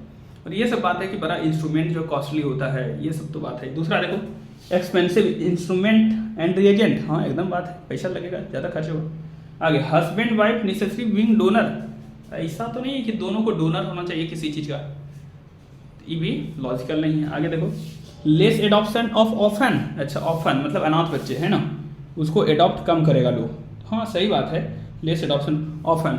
तो देखो ऑफन लोग जो अनाथ बच्चे हैं उसको जब अपना ही देखो IVF मिल जाएगा तो अपना ही ना बच्चे लोग प्रोड्यूस करना चाहेंगे, तो दूसरे के बच्चे को क्यों अपना एडॉप्ट करेंगे, ये बात है, तो लेस एडॉप्शन हो जाएगा, ये बात सही है। इस वजह से भी आईवीएफ का ड्रॉबैक है कि आईवीएफ क्या करता है, ऑफन अनाथ बच्चों को अपना गोद नहीं लेने देता है। उसका अपना खुद का बच्चा हो जाएगा, दूसरे का बच्चा क्यों गोद लेगा भाई। चलो, not available in India, IVF India में अवेलेबल ना है। सब जगह घूमो, पटना, भागलपुर, दरभंगा, ठीक है, दिल्ली, जहाँ जाओगे तुमको वहीं आईवीएफ सेंटर दिख जाएगा, ठीक है। तो सब जगह है, ये तो गलत बोल रहा है। Possibility that early embryo does not survive, हाँ ये बात सही है, अर्ली एम्ब्रियो, शुरू में एम्ब्रियो सर्वाइव नहीं हो, ये सब दिक्कत है। तो पहला क्या बताया, हाई फर्टिलिटी, मदर को बहुत ज़्यादा रिस्क नहीं होता है, तो ए तो नहीं होना चाहिए, ए नहीं होना चाहिए, बस हो गया आंसर, ऑप्शन नंबर बी। ए नहीं है फिर बी में, तो बी डी एफ, तो डी वाला हाँ ये वजह है जिससे कि एडॉप्शन कम है। और एफ, बच्चे को दिक्कत है, मदर को दिक्कत नहीं है, बच्चे को अर्ली एम्ब्रियो को दिक्कत है सर्वाइवल में, इसीलिए आंसर बना इसका बी डी एफ, मतलब 170 का बी, 170 का ऑप्शन 2। चलिए, ये सब क्वेश्चन लेंदी बना दिया था इतना चीज करके, तो स्टूडेंट का गलती हुआ है।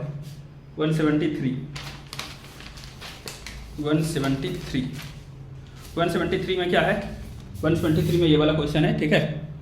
ये तुम्हारा बायोटेक से क्वेश्चन है। इसमें क्या पूछा है, इसमें देखो,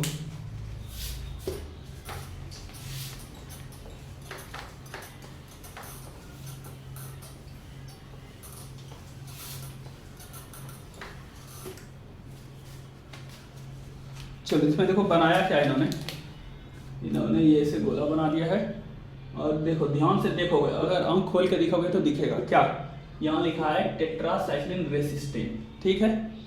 लेकिन यहाँ नीचे देखो क्या लिखा है, नीचे इन्होंने लिखा है एम्पिसिलिन रेसिस्टेंट नहीं लिखा है, एम्पिसिलिन लिखा है, मतलब एम्पिसिलिन एंटीबायोटिक ये खुद बनाएगा, और ये टेट्रासाइक्लिन रेसिस्टेंस है, टेट्रासाइक्लिन से बचने के लिए इसके पास जीन है, समझ में आ रहा है, टेट्रासाइक्लिन से बच जाएगा। उसके बाद यहाँ पर क्या लिखा है, यहाँ पर ओराई साइट लिखा है, ठीक है, और यहाँ पर है बाम H1, यहाँ पर क्या लिया है, यहाँ पर लिया इन्होंने, इसमें डाला है इको R1, और ये जो जीन है पूरा, ये यहाँ से वाला जीन है बीटा गैलेक्टोसाइडेज। तो बीटा गैलेक्टोसाइडेज में उन्होंने किस एंजाइम को रखा है, इको R1 को रखा है, किसको, इको R1 को रखा है, समझ में आ रहा है।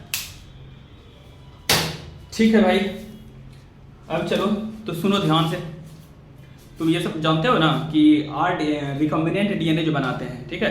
क्वेश्चन क्या कर रहा है, क्वेश्चन कह रहा है in the above represented plasmid and alien piece of DNA, ठीक है। देखो एलियन पीस ऑफ डीएनए जो एलियन बाहर वाला डीएनए है, inserted at Eco R1 site, okay, Eco R1 यहाँ पर डालना है, ठीक है। कहाँ पर डालना है, बाहर से डीएनए, एलियन डीएनए कहाँ डालना है, यहाँ इको R1 में डालना है। तो देखो बाहर से इको R1 में कुछ डाल दिए ना तुम, इको R1 में डाल दिया तो कौन सा पोर्शन खराब हो गया, ये बीटा गैलेक्टोसाइडेज वाला जो पोर्शन यहाँ से यहाँ तक था उसमें कुछ अलग डाल दिया तो वो खराब हो गया। तो यहाँ पर डीएनए डालने से ये क्या हो गया, बीटा गैलेक्टोसाइडेज क्या हो गया, इनएक्टिवेट हो गया, काम नहीं करेगा। इसी को तो बोलते हैं इंसर्शनल इनएक्टिवेशन, क्या बोलते हैं, जैसे तुम डाले यहाँ पर डीएनए, ठीक है, डीएनए, तो बीटा गैलेक्टोसाइडेज का क्या हो गया, इसका हो गया इंसर्शनल इनएक्टिवेशन, पर बायोटेक में इंसर्शनल इनएक्टिवेशन बताओ, 12th वाले हम ही पढ़ाए हैं, इसका हो जाएगा इंसर्शनल इनएक्टिवेशन। और देखो बीटा गैलेक्टोसाइडेज वाले का क्या लिखा है एनसीईआरटी में कि वो ना जब बीटा गैलेक्टोसाइडेज वाला नॉर्मल रहता है, एक्टिव रहता है, तो वो क्रोमोजेनिक सबस्ट्रेट के साथ कलर देता है। कैसा कलर देता है, ब्लू कलर देता है, समझ में आया। तो जब ये नॉर्मल था तो ये कैसा कलर दे रहा था, ब्लू कलर दे रहा था। नॉर्मल था मतलब कब, जब इसके अंदर कुछ बाहर से डीएनए नहीं रखा था, लेकिन तुमने क्या कर दिया, तुमने बाहर से डीएनए इंसर्ट करा दिया, तो ये रिकॉम्बिनेंट अब बन गया। रिकॉम्बिनेंट बन गया तो ये क्या हो गया, इसका हो गया इंसर्शनल इनएक्टिवेशन। अब कलर देगा नहीं, अब कलर नहीं देगा, ये क्या हो जाएगा, कलरलेस हो जाएगा, COLOURLESS, कलरलेस हो जाएगा, समझ में आया। इसका मतलब जो डीएनए ले लेगा रिकॉम्बिनेंट होगा वो कलरलेस होगा, समझ में आया। अब चलो देखते हैं क्वेश्चन क्या कर रहा है, which of the following strategies will be chosen to select the recombinant colony, ठीक है। रिकॉम्बिनेंट को चूज करने के लिए कौन सा, रिकॉम्बिनेंट को चूज करने के लिए कौन सा स्ट्रेटजीज लगाओगे, ठीक है। अब सुनो ध्यान से, जो बायोटेक अच्छा से पढ़ा है तो उसमें वेक्टर आता है और उसमें एक आता है सेलेक्टेबल मार्कर, टॉपिक आता है सेलेक्टेबल मार्कर। तो एनसीईआरटी में लिखा है क्या करता है सेलेक्टेबल मार्कर, तो बोलता है सेलेक्टेबल मार्कर हमको क्या transformant, non transformant, recombinant, non recombinant में डिफ्रेंशिएट करके बताता है कि कैसे सबको अलग कर पाएं, है ना। रिकॉम्बिनेंट, नॉन रिकॉम्बिनेंट को डिफ्रेंशिएट करने में हेल्प करता है कौन? सेलेक्ट करने में हेल्प करता है कौन? सेलेक्टेबल मार्कर, इसीलिए उसका नाम है सेलेक्टेबल मार्कर। ये सेलेक्ट कर सकते हैं कौन रिकॉम्बिनेंट है, कौन रिकॉम्बिनेंट है। समझ में आ रहा है? अब सुनो ध्यान से, वही एनसीईआरटी में लिखा है कि मेनी, सुनो ध्यान से क्या बोला, कान खोल के सुनो, many antibiotic resistance gene, not antibiotic gene, antibiotic resistance gene act as selectable marker. समझ में आया? लिखा हुआ है जैसे केनामाइसिन, टेट्रासाइक्लिन, एम्पिसिलिन, ये सब के लिए क्या, ये सब के लिए जीन नहीं, ये सब के लिए रेसिस्टेंट, मतलब ये सबको रोकने वाला, इसके इफेक्ट को रोकने वाला जो जीन है वो एक्ट करता है किसकी तरह? सेलेक्टेबल मार्कर की तरह। समझ में आया? तो यहाँ पर कोई है एंटीबायोटिक रेसिस्टेंस जीन जो सेलेक्टेबल मार्कर की तरह काम कर सकता है? हाँ है। कौन सा? टेट्रासाइक्लिन रेसिस्टेंस जीन, मतलब ये क्या है? सेलेक्टेबल मार्कर है। ये सेलेक्टेबल मार्कर है क्या? ये नहीं है सेलेक्टेबल मार्कर, क्योंकि एम्पिसिलिन आर नहीं लिखा है, एम्पिसिलिन रेसिस्टेंस नहीं लिखा है जीन, एम्पिसिलिन जीन लिख दिया। तो क्या होता है? एंटीबायोटिक रेसिस्टेंस जीन करता है सेलेक्टेबल मार्कर की तरह। ये सेलेक्टेबल मार्कर की तरह काम करेगा, ये तो सेलेक्टेबल मार्कर की तरह काम नहीं करेगा। समझ में आया? रिकॉम्बिनेंट का कलर कैसा होगा? रिकॉम्बिनेंट होगा तो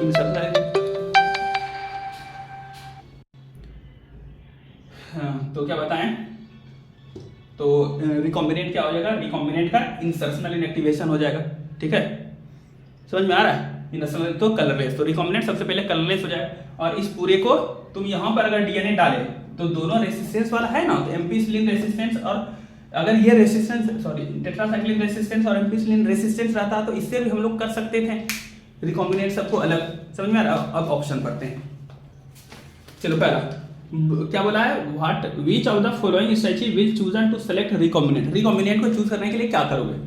blue colour colonies grown on ampicillin, blue colour colonies grown on ampicillin plates.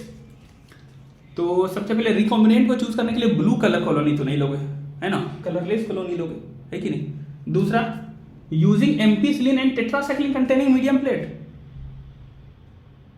बता दो, ये जो है, जो ध्यान से क्वेश्चन नहीं पढ़ा होगा उसको ये सही लग रहा होगा। देखो इस बच्चे ने बड़े समझदारी के साथ यही किया है कि ठीक है एम्पिसिलिन और टेट्रासाइक्लिन कंटेनिंग मीडियम से कर सकते हैं। क्यों? क्योंकि एम्पिसिलिन भी है और टेट्रासाइक्लिन, लेकिन उसने ये देखा ही नहीं कि यहाँ पर आर नहीं है, यहाँ पर आर है, मतलब ये सेलेक्टेबल मार्कर की तरह काम नहीं करता है। ठीक है, तुम खाली ये बात बोल सकते थे टेट्रासाइक्लिन वाले प्लेट से कर सकते थे, ये तो गलत हो गया।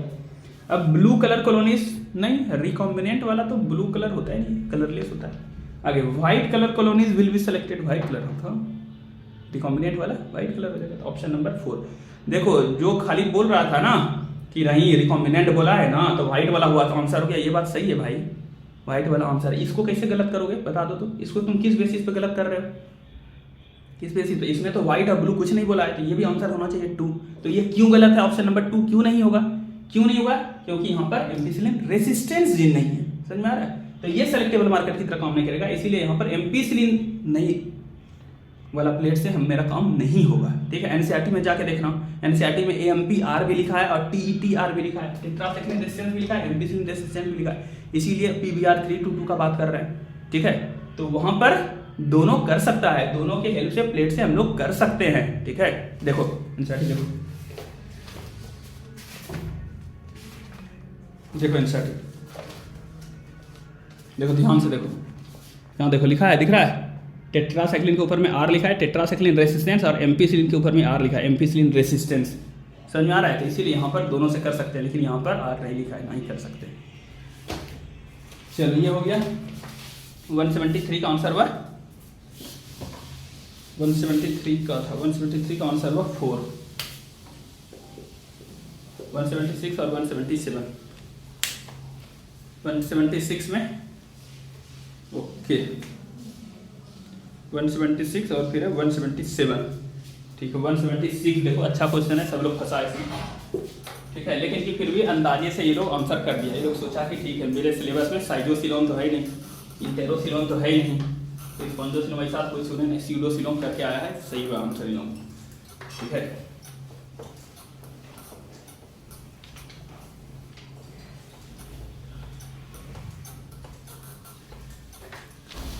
चलो ठीक है, अब चलो देखो क्या है, सुनना भाई ध्यान से। ठीक है, सबसे पहले देखो सीलोम, थोड़ा सा तुमको पहले पढ़ा देते हैं सीलोम। ठीक है, COELOM, सीलोम। सिलोम क्या होता है? सिलोम होने के लिए क्या होना चाहिए? कम से कम ट्रिप्लोब्लास्टिक होना चाहिए। क्या? Triploblastic, TRIPLOBLASTIC, triploblastic. ठीक है। अब देखो ये ट्रू सिलोम जो होता है, ट्रू सिलोम जो होता है, ट्रू सिलोम किससे बनता है? चलो आगे बढ़ा देंगे। ट्रिप्लोब्लास्टिक मतलब 3 लेयर होना चाहिए। मतलब क्या? एक्टोडर्म, मेसोडर्म और एंडोडर्म, तीनों लेयर होना चाहिए। ठीक है। तो देखो ये है एक लेयर और ये है गट वॉल, ये है दूसरा लेयर। ठीक है। तो ये जो लेयर है ये है एक्टोडर्म, ये जो लेयर है ये है एक्टोडर्म। ठीक है। और ये जो है ये है इंडोडर्म। क्या है ये है इंडोडर्म। ठीक है। 2 ही लेयर है, एक्टोडर्म और एंडोडर्म। ठीक है। ये है एक्टोडर्म, ये है इंडोडर्म।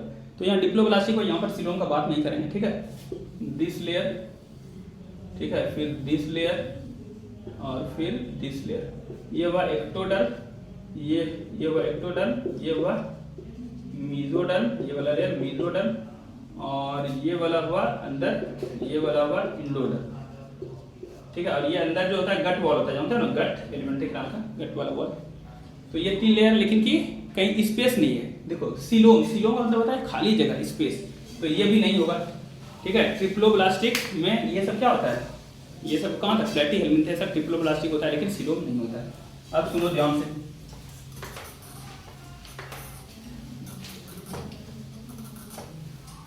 सुनना ध्यान से, अब समझना पड़ेगा तुम्हें। चलो दिस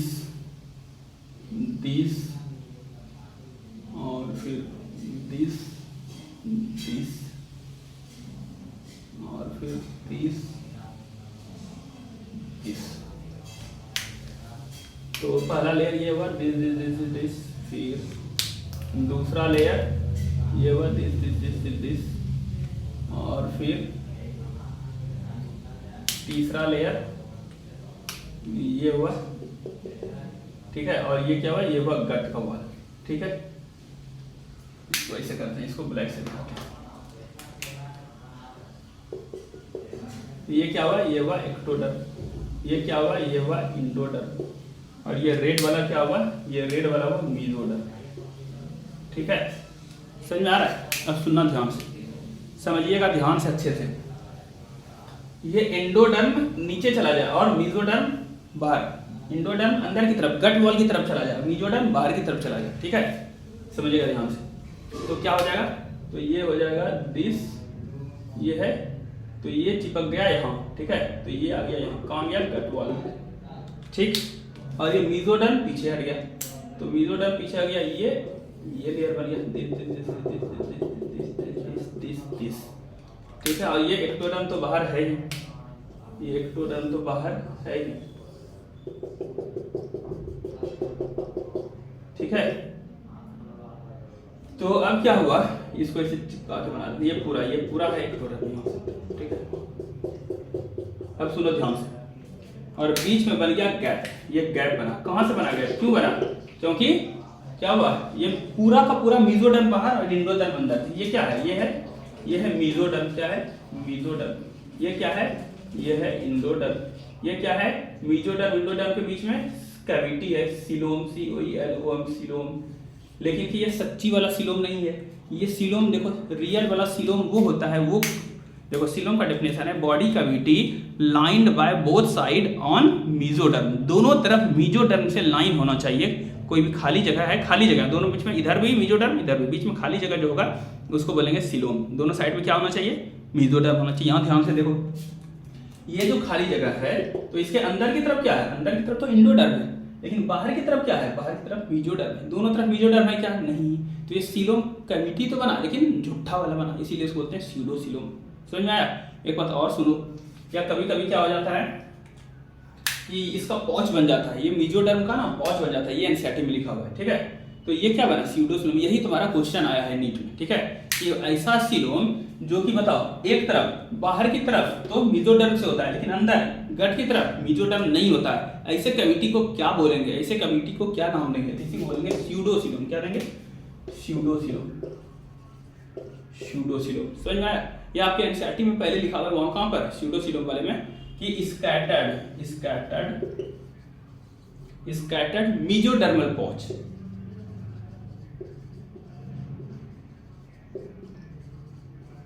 स्कैटर्ड मीजोडर्मल पॉच जो होगा, समझ में आ रहा है ना, ये भी स्यूडोसिलोम बनाएगा और ये वाला भी स्यूडोसिलोम है। तो बोलिएगा सर ट्रू सिलोम तब कैसे बनता है? तो इस क्वेश्चन का आंसर हो गया स्यूडोसिलोम। ठीक है, क्या बताया है देखो यहाँ पर बोला है कि चलो भाई trying to find out characteristic of a newly formed animal. ठीक है, कैरेक्टरिस्टिक है, रिसर्चर को क्या पता करना है, एडल्ट एनिमल मिला है उसको। ठीक है, ऑब्जर्व एक कैविटी, उसने एक कैविटी देखा विद प्रेजेंस ऑफ मीजो, देखो mesodermal tissue towards the body wall, देख लो टुवर्ड्स द बॉडी वॉल, बाहर की तरफ मीजोडर्मल टिश्यू है, and no mesodermal tissue observe towards the alimentary canal, gut की तरफ इधर कोई भी मीजोडर्मल टिश्यू नहीं है। तो ये क्या हुआ, what will be the possible coelom, किस तरह का सिलोम हुआ? तो इसका आंसर होगा स्यूडोसिलोम। ठीक है, फिर बोलिएगा ये स्पॉन्जोसिलोम, ये सब क्या है, ये सब टर्म, ये सब भी तो बता देते हैं। तो अभी ट्रू सिलोम तक सच्ची वाला सिलोम कैसे बनता है ये तो तुमने देखा ही नहीं। देखो सच्ची वाला सिलोम बनाते हैं।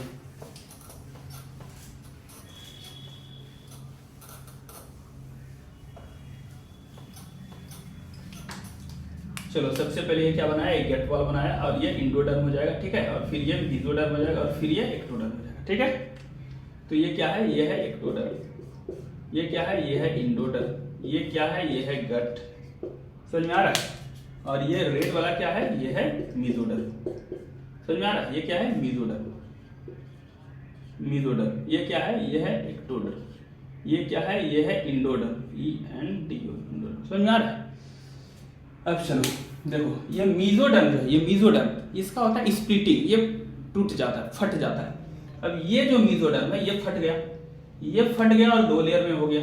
तो मीजोडर्म फट गया तो क्या हो गया, देखो मीजोडर्म वाला कुछ लेयर यहाँ ऐसे ऐसे बन गया, एक लेयर इधर वाला इधर बन गया और दूसरा लेयर मीजोडर्म का इधर वाला इधर बन गया, समझ में आ रहा है। तो अब ये बीच का जो खाली जगह बचा, देख रहे हो, कैविटी, बॉडी कैविटी, सिलोम, ये जो है ये बीच वाला जो जगह बचा। अब देखो इसके दोनों तरफ, इसके अंदर आओ इधर तो भी मीजोडर्म, इसके बाहर जाओ इधर तो भी मीजोडर्म, समझ में आया। तो this body cavity is lined on both side by mesoderm, इसीलिए this cavity is known as true coelom. True coelom समझ में आया। कैसे बना true coelom, by splitting of mesoderm. कैसे बना, स्प्लिटिंग ऑफ मीजोडर्म, मीजोडर्म। समझ में आया कि नहीं आया बता दो। इसी को बोलते हैं, इस तरह के सिलोम बोलते हैं साइजोसिलोम। क्या बोलते हैं, मतलब कि schizocoelom is a type of true coelom. ठीक है, इसी को बोलते हैं साइजोसिलोम, SCHIZOCOELO, सिलोम। समझ में आया। तो ये एक और ऑप्शन सुनो, ये सिलोम बना, तो ये हुआ ट्रू सिलोम क्योंकि दोनों तरफ मीजोडर्म से लाइन है। एक बात और सुनो, देखो ये क्या था, ये क्या था, ये तो था गट। ठीक है, इसको यहाँ पर बना है, यहाँ पर दिखेगा। ठीक, ये तो था गट तुम्हारा, ठीक है, इंडोडर्म होगा। उसके बाद फिर ये तुम्हारा क्या था, ये तुम्हारा एक्टोडर्म था और ये तुम्हारा मीजोडर्म होगा। नहीं खाली ऐसे होगा। ठीक है, ठीक है, ठीक ठीक ठीक ठीक ठीक।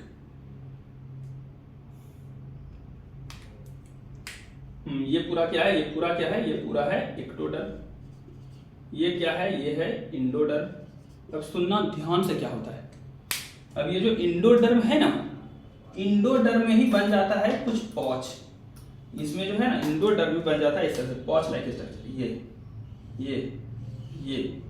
ये हो गया इंडो, ये क्या था, इंडोडर्म। और इंडोडर्म में क्या है, ये है मीजोडर्म, ये क्या है, मीजोडर्मल पॉच है। क्या है, पॉच है। समझ में आ रहा है। अब ये क्या होगा, अब यही मीजोडर्मल पॉच पूरे को घेर लेगा। ठीक है, पूरे को घेर लेगा, तब क्या बनाएगा, अब फिर घूम फिर करके बनाएगा यही मतलब ये मीजोडर्मल बाहर से इधर भी घेर लिया फिर उधर भी घेर लिया। ठीक है, तो ये वाला मीजोडर्मल आया कहां से, गट वॉल से आया है। ये गट से आया है, गट से, एम्ब्रियो के गट से। इसको बोलते हैं इंटेरोम। क्या बोलते हैं, इंटेरोम। और जब इस तरह से मीजोडर्म बनता है जिसको बोलते हैं इंटेरोसिलोम। क्या बनते हैं, इंटेरोसिलोम। दिख रहा है, इंटेरोसिलोम। खैर ये सब एनसीईआरटी में नहीं है, लेकिन कि तुम्हें जब ये टर्म, ये हो तो टर्म एनसीईआरटी में नहीं है, साइजोसिलोम आया ना नीट में, तो ये जब टर्म जब जाने तो ये भी जानो। तो साइजोसिलोम, इंटेरोसिलोम, ये दोनों क्या है, ट्रू सिलोम है। समझ में आया। तो ट्रू सिलोम का 2 टाइप हुआ, ट्रूसिलोम का दो टाइप हुआ, कौन कौन सा? ये हुआ साइजोसिलोम और दूसरा क्या हुआ? दूसरा हुआ इंटेरोसिलोम। साइजोसिलोम जो मिलता है कहाँ से शुरू हुआ बताओ? ट्रूसिलोम कहाँ से स्टार्ट हुआ? एनीलिडा से। तो साइजोसिलोम तुमको मिलेगा 3 जगह, कौन कहाँ मिलेगा? एनीलिडा, और कहाँ मिलेगा? ऑर्थ्रोपोडा, और कहाँ मिलेगा? और मिलेगा मोलस्का, ये 3 जगह मिलेगा, समझ में आया? और ये इंटेरोसिलोम मतलब क्या? मीजोडर्म, यानी कि सिलोम जो मीजोडर्मल है किससे? इंटेरॉन से डिराइव होता है। इंटेरॉन किसको बोलते हैं? एम्ब्रियो का जो गट होता है ना, गट वाल, उसी को बोलते हैं इंटेरॉन। तो उससे बनता है, तो इंटेरोसिलोम, समझ में आया? तो इसके बाद जो 2 बच गया, इकाइनोडर्मेटा और कॉर्डेटा। कौन बच गया? ये इसमें किसमें होगा इंटेरोसिलोम? तो होगा इकाइनोडर्मेटा पहले, इकाइनोडर्मेटा,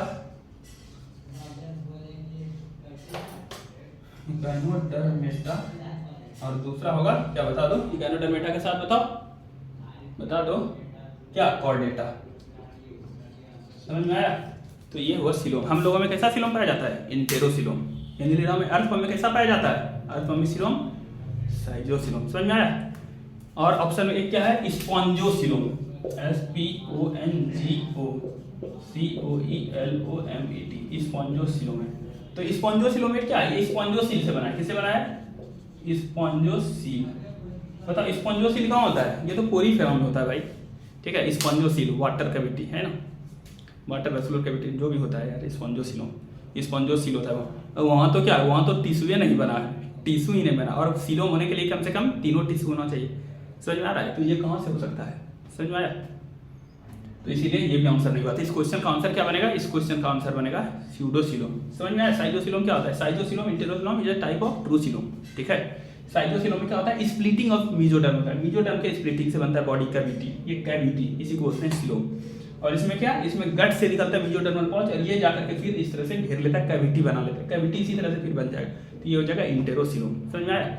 और जहां पर क्या हो जाएगा? सीधा मीजोडर्म चिपक जाए बाहर की तरफ, बॉडी वॉल की तरफ, अंदर मीजोडर्म है ही नहीं है, समझ में आया? तो एक की तरफ मीजोडर्म से लाइन क्या हो जाएगा? स्यूडोसिलोम, समझ में आया? या मीजोडर्मल पाउच स्कैटर्ड है, इसे घिरा घिरा सा है, तो वो हो जाएगा स्यूडोसिलोम। किसमें पाया जाता है बताओ? एस्केल्मिंथिस निमेटोडा वाले में, स्कैरिस, समझ में आ गया? तो ये तो इसका आंसर हो जाएगा। तो ये क्वेश्चन जो बोल रहा था कि एक तरफ बॉडी वॉल की तरफ तो मीजोडर्म है, अंदर की तरफ मीजोडर्म नहीं, तो आंसर बनेगा स्यूडोसिलोम। और एक क्या बच गया? एक बच गया, तो आंसर हुआ 3, 76 का 3, 77 क्या है? 77 ओके, यही है। Which of the following statement refers to the reductionist biologist. अब ये क्या होता है रिडक्शनलिस्ट बायोलॉजिस्ट? कहाँ से पूछ दिया है, ठीक है? तो देखो यार, ये बताया जाता है रिडक्शनलिस्ट बायोलॉजी जो होता है वो फिजिको केमिकल बेसिस पर स्टडी करते हैं, ठीक है? यहाँ लिखा है तो physico chemical approach to study understand living organism. Living organism को समझने के लिए फिजियोलॉजी नहीं, फिजिकल और केमिकल लेवल पर स्टडी करते हैं।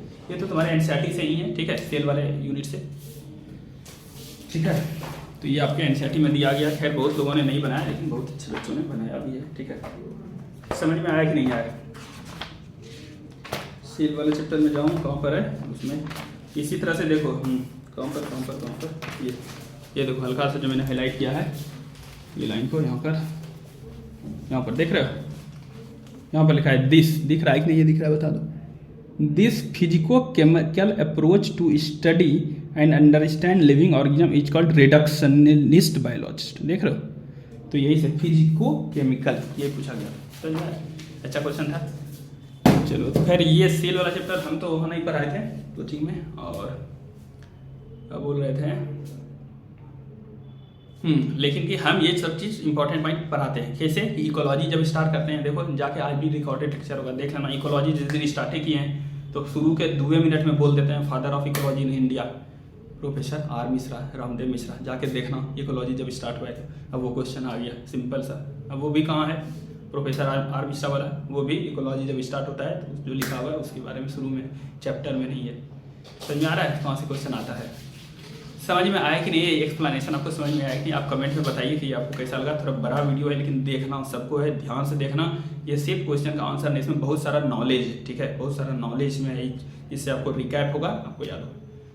Thank you. कमेंट में बताइएगा कि समझ आया कि नहीं, ये बेनिफिशियल रहा कि नहीं वीडियो, ठीक है, कितना % समझ में आया। ये जो टफ क्वेश्चन कराए हैं जिसमें सबको डाउट होता था, ये ठीक करा दी। ऑल द वेरी बेस्ट, करो तब तक।